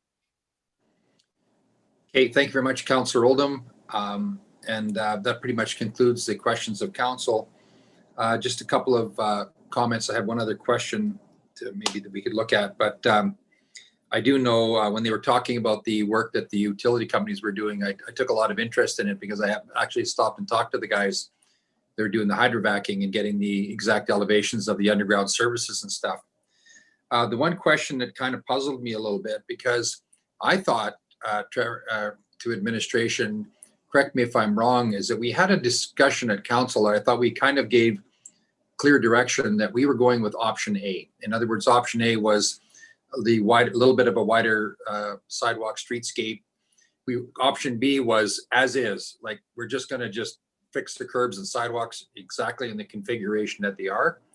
And we weren't going to have a center median. I think one of the discussions about the center median was maybe we didn't want trees on it, or maybe we would put art on it or something. But I was sure that we had given direction, and I'm hearing that administration is still trying to determine whether or not they have to move certain utilities based on whether we go with A or B. But I'll go back to our administration to review that. But I thought that council had said, that we were going to go with option A. And I know that Councillor Stevenson had talked about, we got one chance to do this. Let's do it right. So I'll throw that out there for your consideration. But I was sure that we weren't going to go just with the status quo. That was the option B, and that was just simply not, what we had supported. The other one, I certainly support the staged approach. Makes a lot of sense. The only one I'm surprised about is the relining of the sanitary, because I was sure that we needed to increase the capacity of downtown, and that's one of the things that we had talked about. But if that current sewer is just going to be relined, I guess that's a big cost saving. But I would go to and maybe ask Trevor. Trevor, they always kind of assume that we would be adding some capacity downtown for some higher stage development. Is that not needed now? Mr. Mayor, thanks for the question. There was assessment work done previously by Select Engineering, and it has been determined that the sanitary sewers have capacity. It's the water mains in the entire downtown area that do need to be upsized for fire flows and fire protection, and obviously to provide for higher density redevelopment in the area. So Okay, the sanitary sewers are appropriately sized, and over the last few years, all of the sanitary sewers in that downtown area have been cameraed, and we've been able to determine what the correct fix is. As Tony mentioned, there's a few locations where we do need to dig and fix. There's most of the other locations, or I'd say 95%, where we will be lining, and the intent is that you reline the pipe and you gain a 50-year life of that pipe. Good. Well, that's good to hear that we have that was going to be another significant cost too, I think. But I'm glad to hear we can do that. The only other comment I would have, and I just want to talk about, I know Councillor Roth, for many years, I'm just saying for every year I've been on council with him, he's talked about an amphitheater. And I really like to see that little amphitheater that's in the corner on the southeast corner. I would like to see a little bit of a bit of an architectural feature. I know when Wayne and I had gone up to Fort McMurray, if you look at, they have a tubular structure with almost like a fabric sails over top. That's like an amphitheater. It's not like a clamshell or anything else, but just has a little more flair to it, and that might be kind of a feature in the park. So just want to throw that out there for my only comment on the upgrade. If there was an upgrade to the park, would just like to see something rather than just a plain square kind of a structure that looks like, I don't know, just say it looks pretty plain. At any rate, thanks very much for all the presentation and all the work.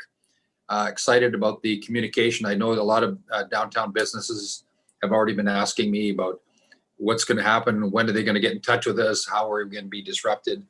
And with the water line going in only, it'll be a minimal disruption this year for sure. And then there'll be some more work, certainly a lot more work to do. So thanks very much, gentlemen. And I know with the engineering firm, the concerns were on communication. I know that we're going to have a city staff that will be closely in touch with all the utility work and everything else. So I'm sure there'll be an opportunity there to connect with our business community as well. So I don't see anything further or anything to follow up. So with that, could I get a motion, please, to accept the report for information as presented? Councillor Stevenson. Mr. Mayor, I'll move that the City Center Area Redevelopment Plan update be received as information. Okay, thank you very much. I'll call the question on the motion, and thank everybody for the presentation and the work, and look forward to phase 1 and then how we're going to move forward with phase 2. And good luck. It's where the rubber hits the road. Thanks very much. Thanks, everyone. Okay, thanks everyone. Moving forward, we're going to go to our final business item of the evening, which is for D, which is the City Center Parking Management Plan. Mr. Walker, go ahead. Thank you, Mr. Mayor. I'm going to have Jamie Lynn Scobie do the intros.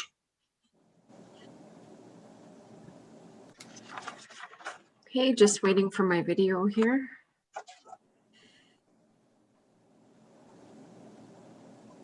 Okay, perhaps I'll start without it. Can everyone hear me? Yes. Mayor Houston and City Council, as you know, the City Center ARP was approved in April 2020, and with that, administration undertook the preparation of a parking management plan to address the short-term and long-term parking requirements for the city center. The parking management plan being presented tonight is over and above the work that had been done as part of the ARP. The City of Spruce Grove had retained Bunt and Associates to conduct this study. The study was completed in December 2020, and they are here tonight to report on the results of their work. I would like to introduce their project manager, Mike Ferreira, and transportation engineer, Janelle Willis, to make their presentation. Thanks, Welcome, Jamie Lynn. Janelle. I'm just going to share my screen for you guys.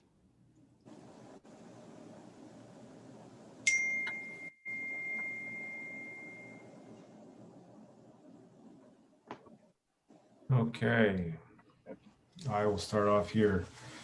On behalf of the Project Steering Committee and the consulting team, Myself and Janelle are here to make the presentation this evening. Other members are not present. My name is Mike Freya. I'm the project manager of this project, and I'm out of the Cabri office, and Janelle Willis is the transportation engineer, and she is out of the Edmonton office and is actually a resident of Spruce Grove. So this presentation this evening, the focus is really to give a high-level overview and to talk about the key findings and our strategies. So I will walk you through the project history, our engagement process. Janelle will walk you through the technical analysis and the issues associated with it, and then I'll close it off with a discussion on our parking management strategy in long term. Is there feedback? Sorry, we're good. All right, yeah, and I'll close it off with the strategies here. So, from a project history point of view, Jamie Lynn has already kind of alluded to that we were retained. Yeah, we were retained in June to talk about or to address the parking impacts associated with the approved ARP. The project had a total of 5 phases. Phases 1 through 4 occurred through July to November here, and it was largely the development of the parking management plan. And now we are in the final phases, and this is the final stage of the final phase this evening. As part of this study, the engagement was a big piece, and I'm going to just give you a very high level review here. If we have any questions about the specifics, we can take them in the end. But this program was largely online. It would include 2 rounds. The first round was in August, and the intent of that stage of engagement was to inform and to listen to the key stakeholders on their concerns associated with parking. We did that through online surveys, and we did that through an online workshop with key stakeholders. The second round occurred in October. It had a very similar format, that is, it was online. The intent of that engagement process was to come back to the stakeholders to, I guess, update them on what we found out and what we have come up with in terms of mitigation measures, and to seek input on that. And again, it was done through surveys and a online workshop. So again, like I said, the key findings we could talk about a little bit later, but now I'm going to hand this over to Janelle, and she's going to walk you through the technical analysis and the emerging issues. Thanks, Mike. So yes, we're going to go through existing conditions, and I'll also give you an overview of the future conditions, including the technical work that brought us to where we were in terms of the strategies. So just the overall context, just giving you this study area here with the green line representing the overall study area. And you'll notice the lightly blue shaded area, that is what we're calling the city center core. It generally represents a mixed use area with residential, commercial, and office land uses. So some of our observations under existing conditions, you'll see the chart on the left here illustrates the current parking supply within the ARP for non-residential land uses as well as on-street parking. In total, there are about 3,100 parking spaces within the ARP. And then just within that core area that I showed you on that previous map, there's about 940 spaces. The chart on the right here illustrates weekday parking demands within the core at various times of the day, morning, midday, afternoon, and evening. That gray line at the top is showing the existing supply. So as shown, the existing demands are lower than that supply of 940 spaces. So based on that, the city center does not currently have a parking problem in terms of supply and demand. There are locations that experience high parking occupancies. However, parking is available within a short walk. On-street parking is also being used by employees and long-stay parkers, which does reduce the availability of high-demand, convenient parking spaces. Based on duration data from 2018 parking study, there's approximately 80 vehicles that are parked on street for 4 or more hours during the survey. So now we'll look at what happens with that McLeod Avenue stall loss. As you're aware, with the ARP, there's 40 spaces that are reduced along McLeod Avenue when we go from the angle parking to the parallel parking. So what happens with that reduction? The top image here illustrates occupancies if nothing changes except for that loss of stalls on McLeod Avenue.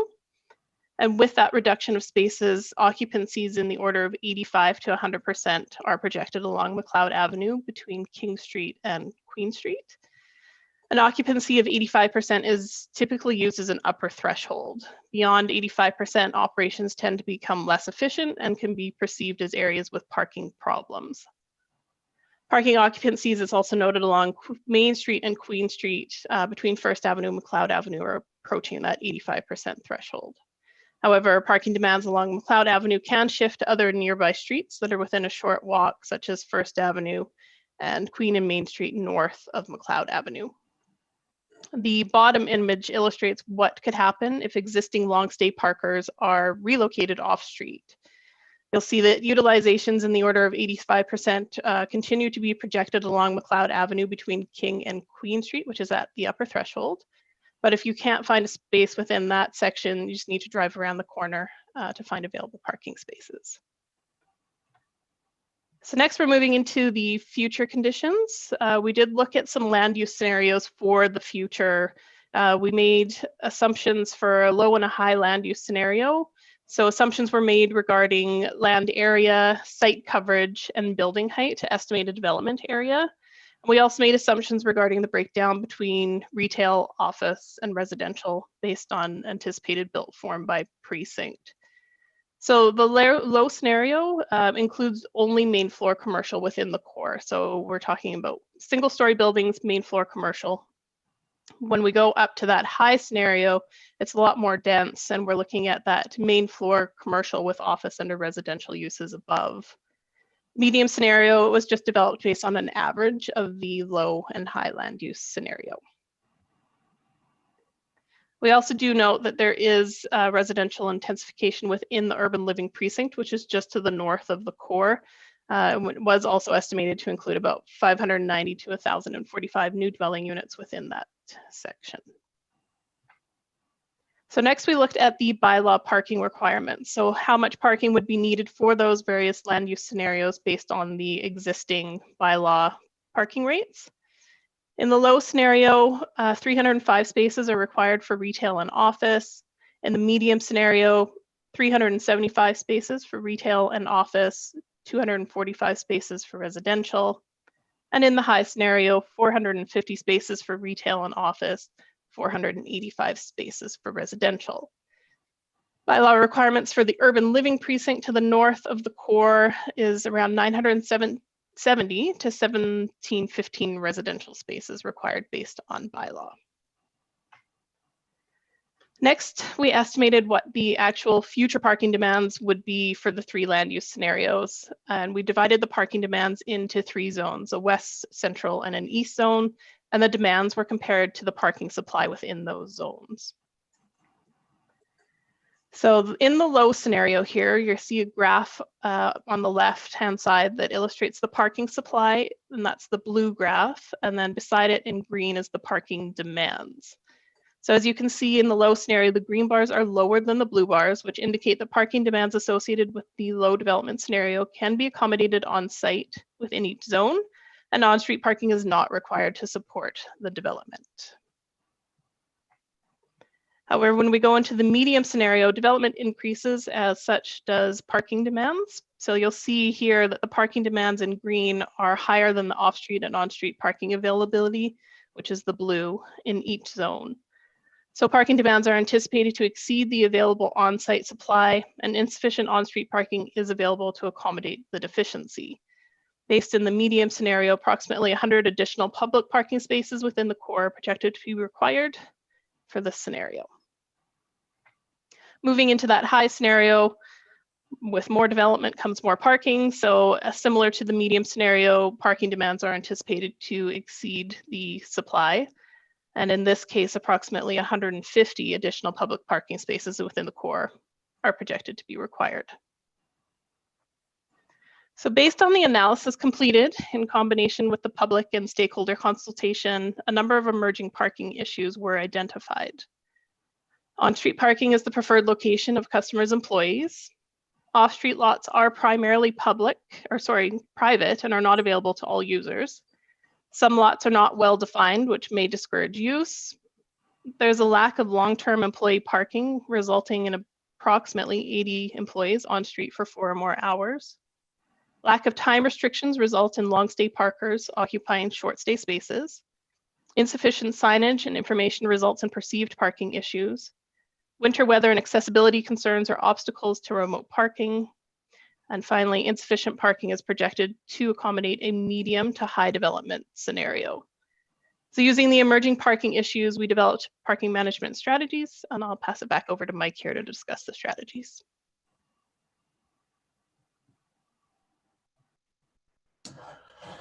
Thank you, Janelle. Yes, I'll walk you through the short-term and the long-term and the supporting strategies here. The short-term, as it's laid out there, it's really to deal with the existing to the low-density scenarios. The long-term is for the medium to the high-density scenarios. I will just start off here. They're not tied to timelines.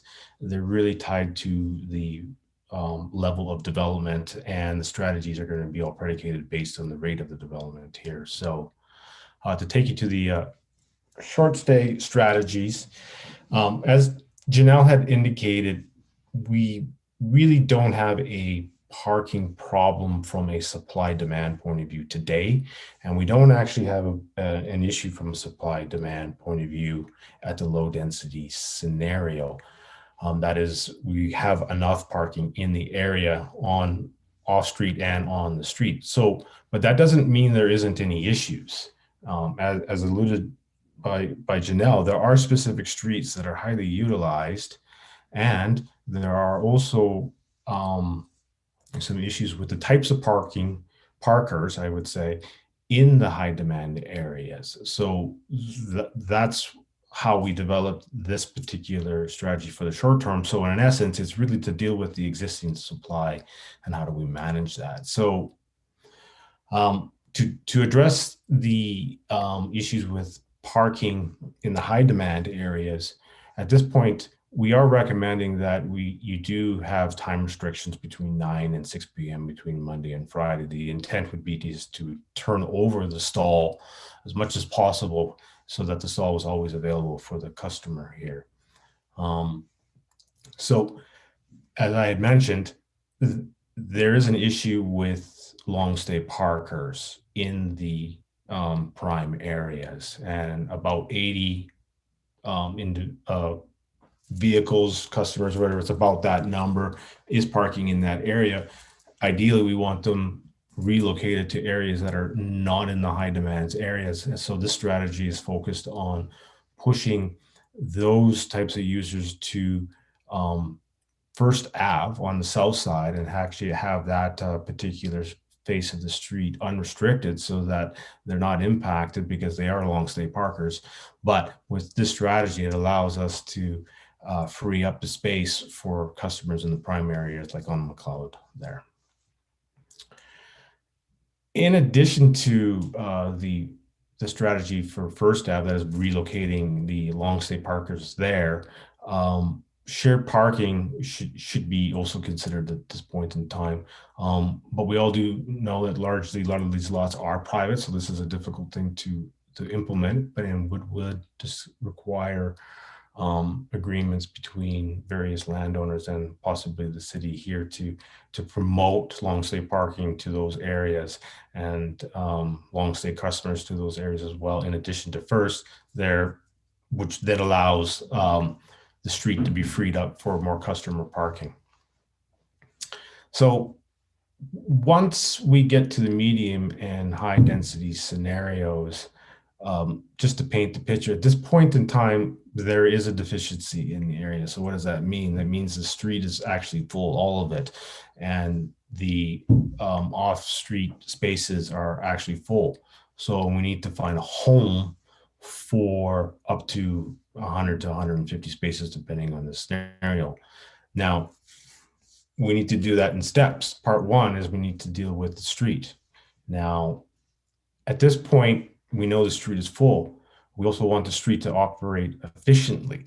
We want it to operate at an 85% capacity level so that when people are hunting for a spot, they can actually find the spot, so they're not continuously circulating and kind of locking up the street. So we want the street to function in that 85 realm. Now, to do that, having just a 2-hour parking limit may not be sufficient. And at this point, we need to probably price the street accordingly during the peak times to at least encourage the turnover. And in non-peak times, you may be able to drop it. The revenue associated with that, you could pump it back into the business area or the nearby residents, or to other local improvements such as sidewalks or cycling, bike racks, stuff like that. Now, there will be an impact when you do that, because once you start to price the street, people start to seek the free zones, and the free zones are likely going to be on the fringe areas. And in this particular case, the residents in the area are going to be impacted by that, specifically those residents, along Church and north of the main downtown area. At this point in time, you would probably have to implement a RPP zone. That is, this area is only for residents only, and no one else can park in here during peak periods of time. Another strategy would be to actually price that street, that is, meter it like you would in the downtown. Customers that want to use it can use it, but they're going to have to pay. But residents would be exempt from that. So there are varieties of doing that, but to implement strategy number one, that is price the street, you're going to have to make sure that this comes in conjunction with it so that you can manage the impacts in the residential area. Now that we've dealt with the street and the street's moving and it's circulating, still doesn't address the issue that you don't have enough spaces to accommodate everybody in the medium and long-term planning horizons. So you would have to develop new spaces at this point in time. You can do that through a centralized facility. You can do that in multiple facilities. You can do that through joint ventures, that is public-private type arrangements. We haven't gone into the point of actually identifying where it should go and how it should go, because that's going to be really driven by how development is. But this graphic is just to illustrate there are a number of locations where development is occurring, and there are opportunities for developing long-stay parking in the long term. In addition to the short-term and long-term strategies, there's other supporting strategies that should be implemented, and this was also as a result of our public engagement, and also just to help support this. Some of them include providing designated on-street accessible stalls. That was coming up a lot. You would need to, as you develop parking facilities and as you change things, you're going to have to, ensure that you have sufficient pedestrian facility and transit and cycling improvements to support the new parking plan. Winter maintenance was clearly an issue. If people are going to park in some centralized facility and you need to get them from point A to B, maintenance was a big deal. And to also highlight as well, wayfinding, and so that people are have a clear understanding of where parking is provided and they can get to it in the most efficient manner. So at this point, this concludes our presentation, Mayor Houston, and we can field questions at this time. Thank you very much for the presentation. I'm going to go to our speakers list. First of all, Councillor McKenzie, go ahead. You have a question. Yes, thank you, Mr. Mayor. Through you to our presenters. Just towards the end, you mentioned about the transit, but when you were up talking about, going from the angle parking to the parallel parking and losing the stalls, did that also account for the bus stop locations? And because I believe we lose a fair amount of parking for those as well. Through you, Mr. Mayor, to Councillor McKenzie, I believe that was included as part of the 40 stall loss that was from the ARP. If it was something else, I see Mark has just popped up. I don't know if he has something more to add. Yeah, just quickly through to the question. Yeah, that was originally dealt with the area redevelopment plan and the considerations around the number of 40 reduced stalls. Okay, and yeah, it just wasn't clear when we were talking about the existing conditions versus the future. The transit wasn't mentioned there. It was more, you know, about the different changes of parking. So, so that's good. I'm glad that we've looked into that. Yeah, I like the idea, you know, and I do agree that we need to look at parking. I also believe that, you know, we had spoke with a lady in Kelowna about parking and about downtown cores and stuff, and she used the term, and I really like it, and she called it rock star parking. And you know, I think Spruce Grove and the downtown business, my vision is you can walk a little bit, you know, and I like that idea. And so, you know, you're not necessarily getting the parking spot right in front of the business, but I think that encourages growth within our downtown core and helps all the businesses. Because if you're having to walk by 2 or 3 businesses that, you know, sometimes you drive by, you don't see them. I struggle with the paid parking. I don't think that our community and our downtown core is ready for that yet. But that's just my opinion on that. But thank you for the clarification on the transit.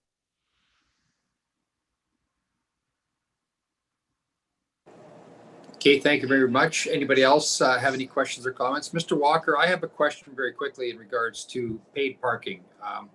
Is that the plan to be implemented in this first phase, or is this long-term down the road? Mr. Walker?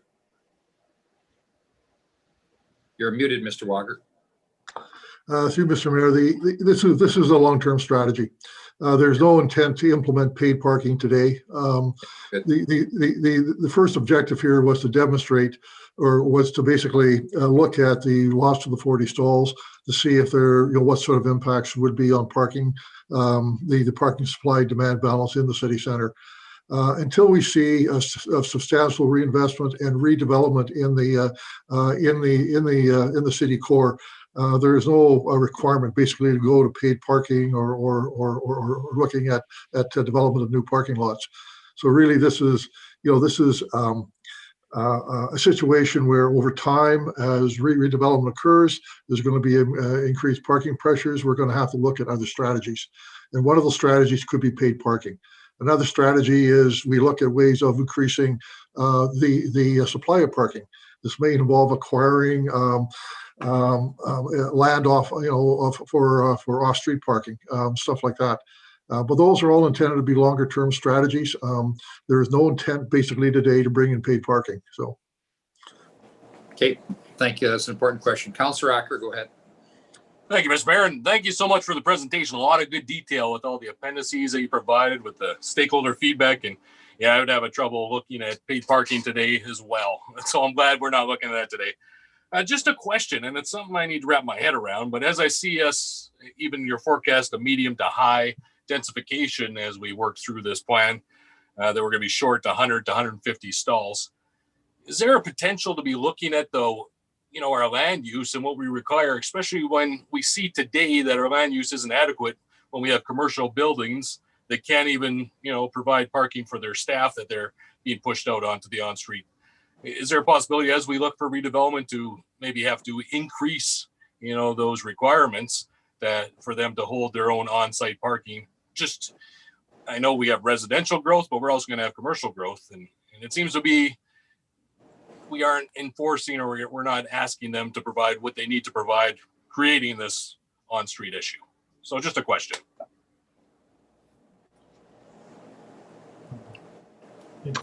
No. Well, maybe I'll through you to Councillor Acker's question. I don't know, Mike, if you have anything to add, but in general, our land use bylaw does establish parking rates for development. And now this is a long-standing area of the city, and so that's been developed with maybe insufficient parking over the long term, depending on changes in bylaws over time. So I can say that we did review our existing regulations for both commercial and residential, and they are consistent and in line with most communities. So from a technical engineering perspective, we're in line with what everybody else is requiring for this type of development. There are other policy type analysis that could be done where the city would maybe look at putting policy in place that reduces parking. Seems to be the latest trend, but conversely, you could also add higher requirements as a policy. Those sort of considerations, as I understand, are not really required in the short term, but as development happens and some of the pressures for parking arise, I think we have a review mechanism to understand that the problems are happening and perhaps look at it from a policy or regulation perspective. Yeah, Mark, I don't have any further comments to add there. That at this point in time, we're not recommending any changes to the bylaw. Like, you're in line with other communities of a similar size with a similar type of transit support and whatnot. Things would have to change dramatically. To answer the question about providing the parking, the baseline assumption is that the stalls will be provided on site at some form. So if you want actually higher density, you're going to have to go underground to actually provide the parking. And so it's assumed to be there.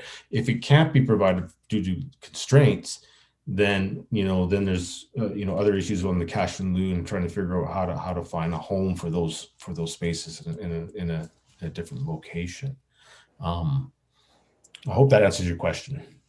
Yeah, no, and that definitely answered my question, because I considered the same thing. But if they are contributing like that cash in lieu, that puts the city in that P3 or private public partnership to build a parkade or a surface lot. So no, thank you so much. I appreciate it. But good detail, great information. I'm glad when you were writing it, you made note of the COVID impacts to the patterns, because immediately I thought, well, yeah, you're monitoring it during COVID, nothing's open and no one's leaving the house. But no, I appreciate the back and the factual analysis of the comparisons of that, and good information. I'm glad we did a lot of stakeholder consultation. I think we got some good feedback from the businesses and the residents that live down in the downtown core and the stakeholders. So I really appreciate the report and look forward to seeing how this rolls out. So thank you. Okay, thank you very much, Councillor Acker. Any other questions or comments? Councillor Stevenson and Councillor Roth. Yep, great, thank you. So just a few questions.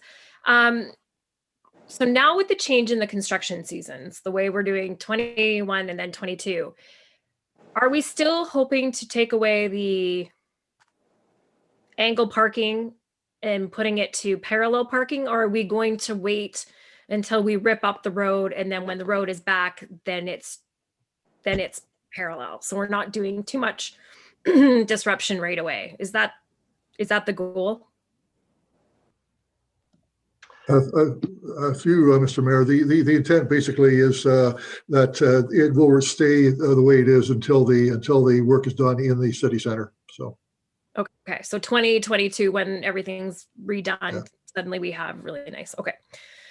Second comment is, I actually don't have any problem with paid parking whatsoever. There is the cost to using your vehicle to the city center, and I don't think we're talking about a lot of dollars and stuff, but you go anywhere, and I think even in Beaumont and stuff, you have paid parking, and there's lots of ways that you can do it. You don't have to charge a whole lot of money, or on Sundays or whatever. So I think it's a way to bring back some of your revenues. There is a cost to using the roads, and that is one way to handle it. So I'm not opposed to looking at those revenue sources. And we hear all the time that we have to find new ways to raise revenue. So I don't want to dismiss it out of hand right away. I think it's something we have to consider and put in our back pocket. Just the third thing, and we talked about this, I'm sure we've talked about this when we were looking at the ARP, is so when I worked in downtown Edmonton, parking was at a premium. You could always find a parking spot, but it would also cost you like $500, $400 a month to park. But the most coveted parking spots were the churches, because the churches would only charge you like $100 to park for the entire month. And so you went and you prayed with the pastors and stuff that you could get on that wait list. And it was it's a revenue generator for the church, right? 6 of the 7 days, for the most part, those parking stalls are empty.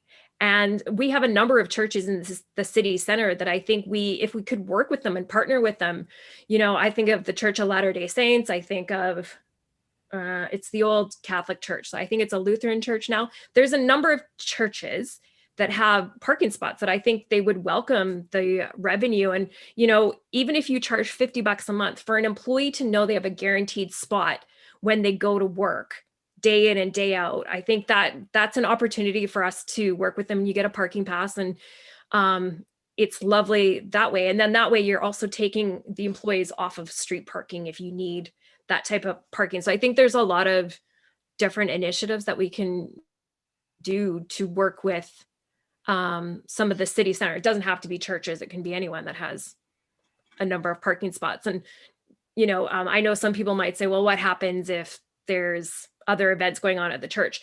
For example, if I had a parking spot at a church, which I never got on the list, I never did get one, but if there was a funeral, they would give you 24 hours notice that you would have to find a parking spot elsewhere for, those few hours, or if there was a service of some sort. So there's lots of ways to work around it that I think we can be, that 150 stall deficit, I think, can be easily overcome if we're willing to be a little creative with our partners, and just an opportunity for the churches and other businesses to maybe make some revenue as well, some passive income. So anyway, those are my comments. Thank you.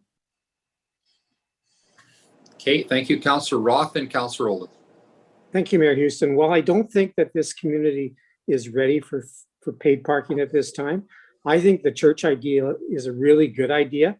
That old Catholic church is prime location. It's a block. It's a very short block from Main Street, right in the city center. And I know, because I worked in downtown Edmonton as well, and the churches were absolutely prime parking locations.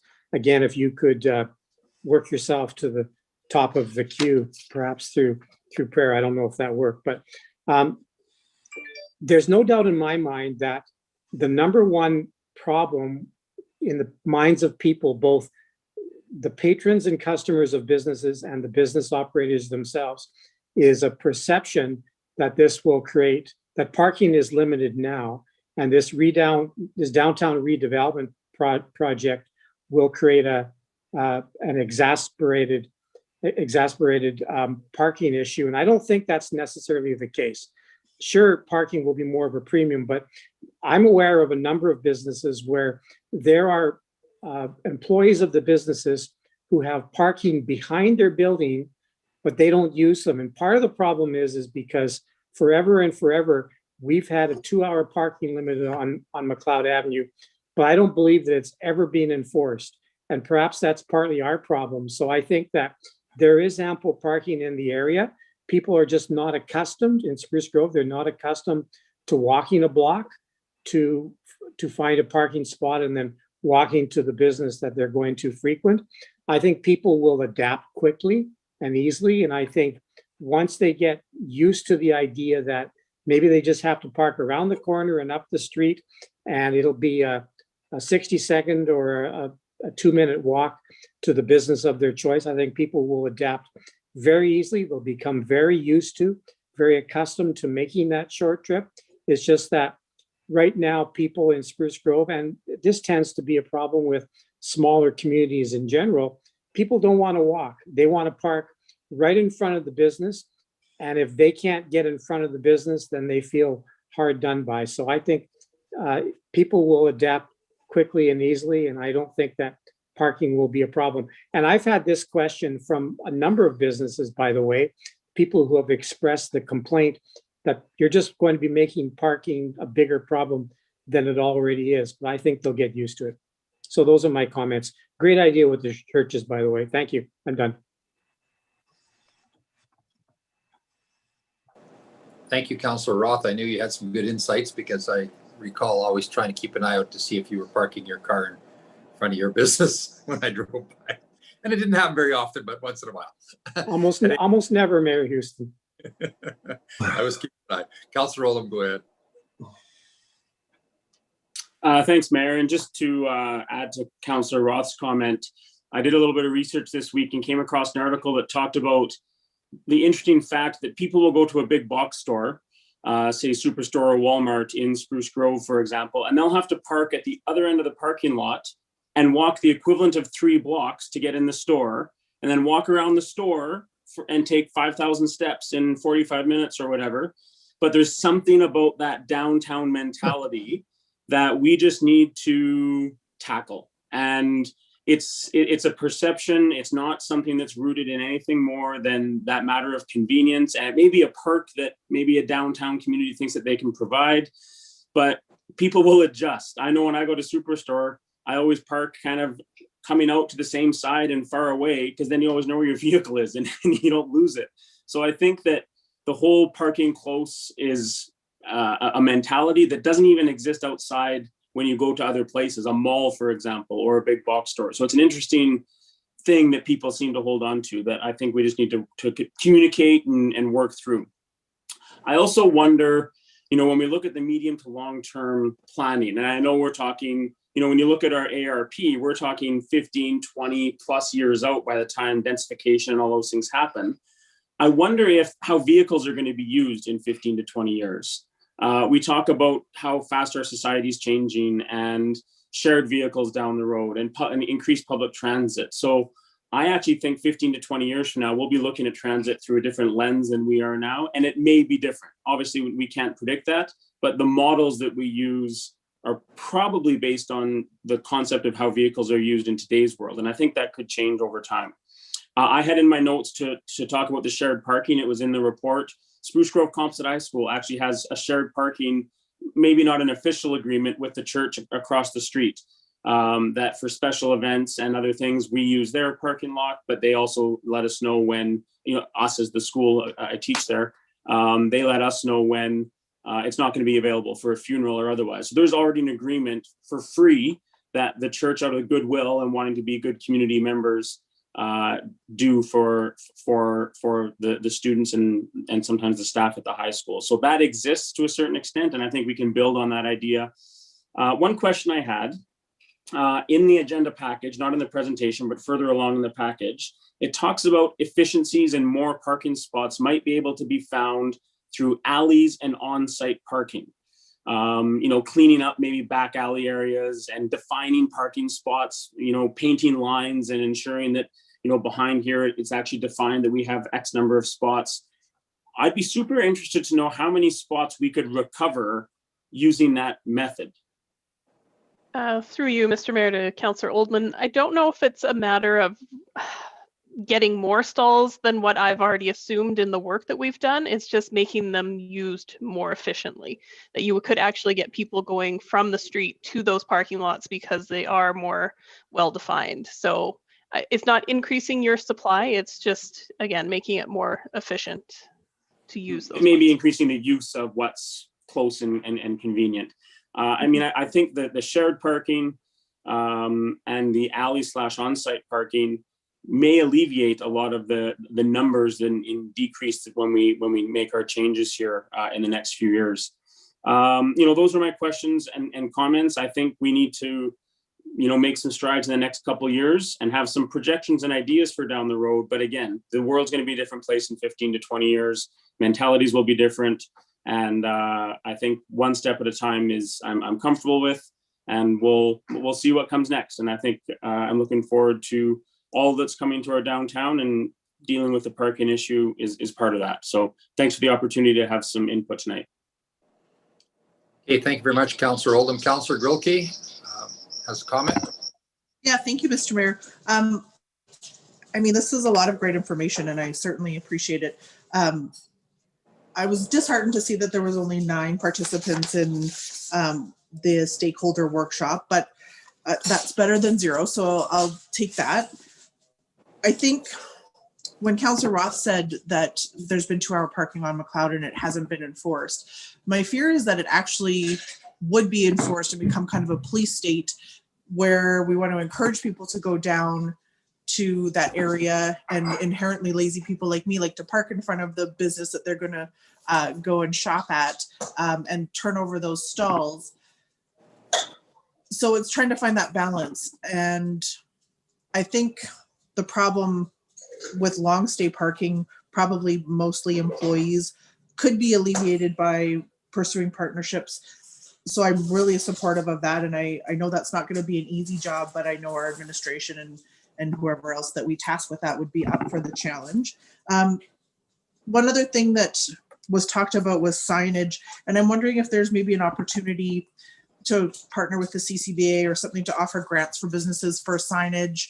I think about Gifts and Gadgets, for example. She's got 2 or 3 spots in front and maybe 3 or 4 spots behind that maybe nobody knows about that thinks it's employee parking. And it might behoove that business to put up parking in the back to help kind of alleviate some of their concerns. So maybe that's something interesting and fun that we can do with the CCBA to kind of help find more parking.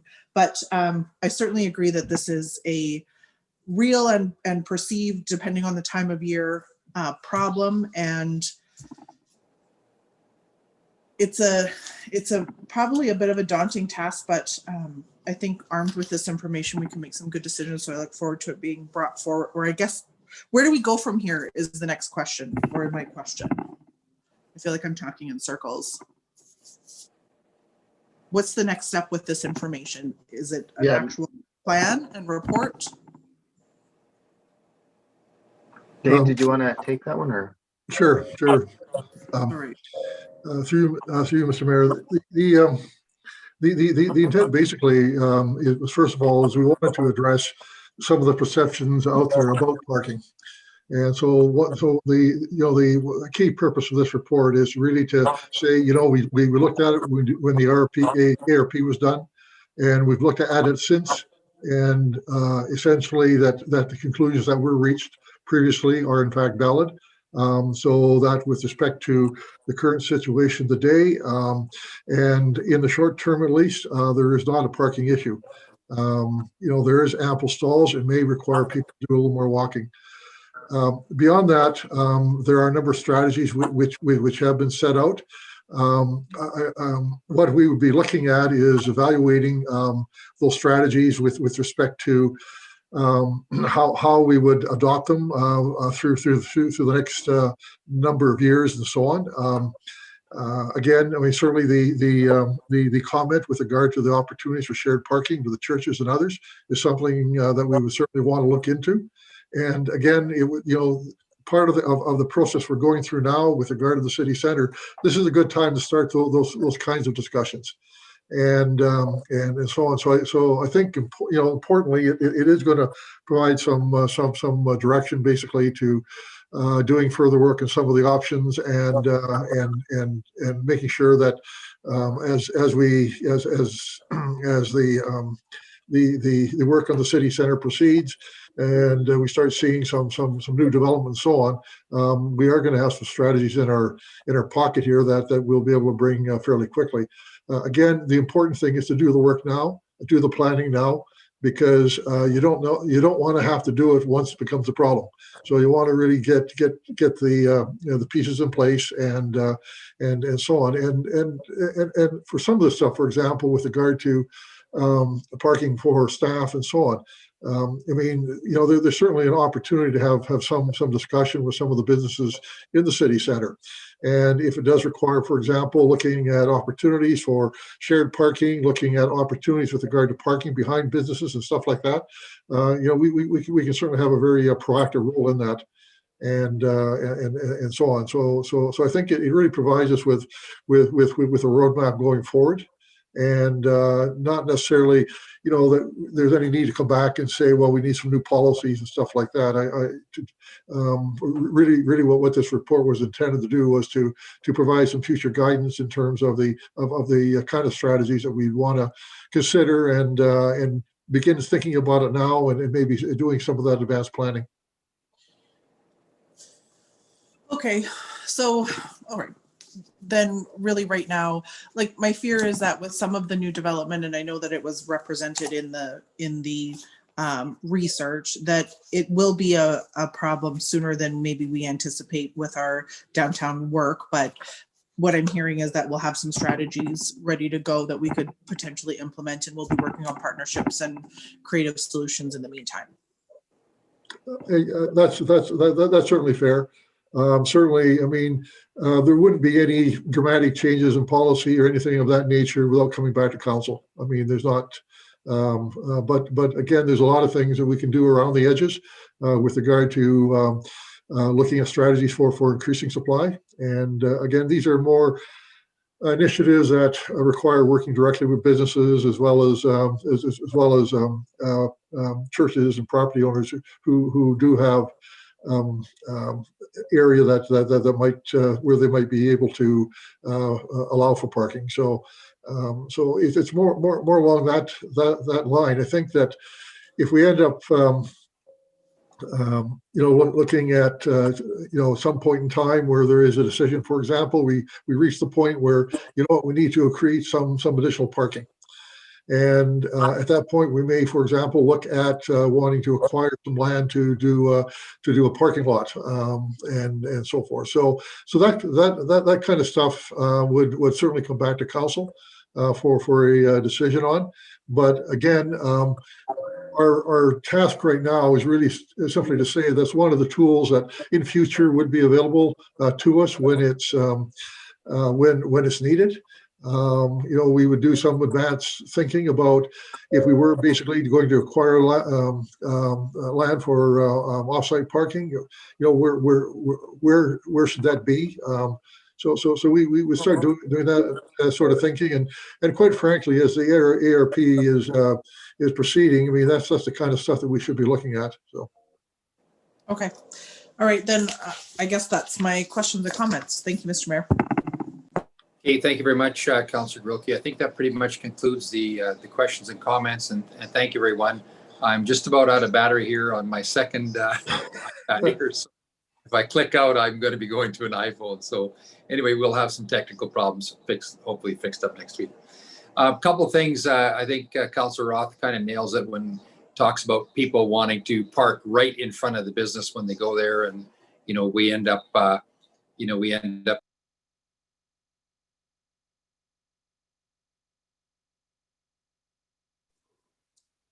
can everybody hear me okay? Can everybody hear me okay? Yes. Hi, sorry about that. Yeah, just to conclude, I just wanted to bring everybody up to speed. I believe there will be some pushback from the businesses, if there has been already, in regards to the parallel parking. This is not uncommon in downtown redevelopment areas. I think those of us that had a tour of High River a few years back, and in fact our city center tour of Vernon, saw that the parallel parking, yes, it did reduce the a bit of the parking from the angle parking, and I know that there's been some businesses that have concerns about that type of parking, but I think moving forward, I think it's part of the part of the new plan with transit and everything else. So we're looking forward to that. I like the comment what Councillor Oldham made in regards to future parking, because I'm going to call it skip the car, because there's going to be a new autonomous vehicle program coming out probably in the next 10 or 15 years that you're just going to not even have to pay to own a car and the insurance of it. You're just going to be able to skip the car and order a car like you would skip the dishes and get a ride somewhere, kind of on a ride sharing app of some type. But I think that's the next phase. But certainly the other one comment I wanted to make, and Mike alluded to the fact that there's a trend away from increasing parking requirements for city center redevelopment. And this is a conversation I've had a lot with economic development, because the more restrictive parking you have in your city center, the more restrictive the ability for somebody to come down and redevelop in your city center. And I think Grand Prairie is a prime example where they have reduced their downtown parking restrictions to spur downtown redevelopment, because without that, businesses can't simply afford to, the business model doesn't work in a lot of cases to add 3-story underground parking. It's just too costly, but there's certainly a lot of things. The other one, which I would hope will be down the road somewhere, is paid parking. I'm not in favor of implementing that in the near future, in the next year or two, I think you'd hear a lot of noise from the business community that would say that wouldn't be warranted. So I just use a little caution on moving forward with paid parking at the moment. But a lot of great comments, and I think as a council we need to stay the course on how we move forward with our city center redevelopment, and ask people to bear with us as we make these changes, and believe that it's going to be a real positive for the city, and thank everybody for the work that they're doing on it. Before I conclude, I just wanted to go to Mr. Skrepnik. He wanted to weigh in on a comment. Mr. Skrepnik, you wanted to say something to close out. Yeah, so thank you, Mr. Mayor. And actually it was more related to the city center redevelopment discussion.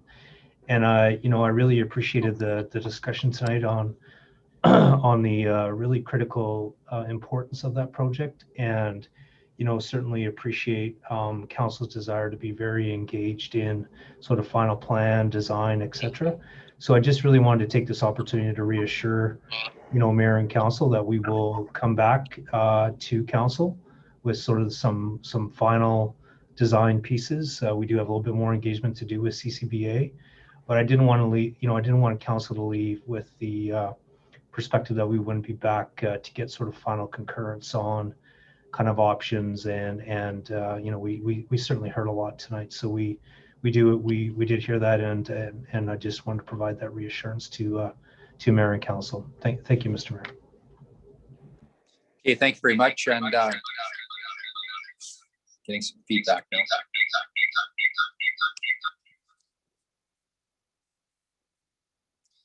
Okay, any other questions or comments? Okay, seeing none, if I could get a report for information, motion.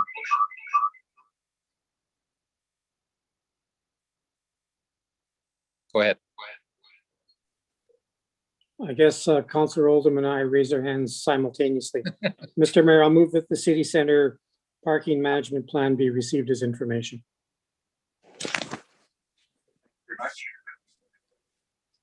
Question on the motion.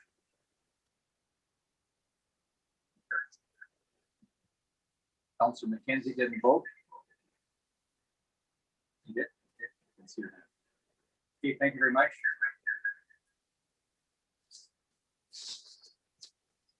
Disastrous evening technology.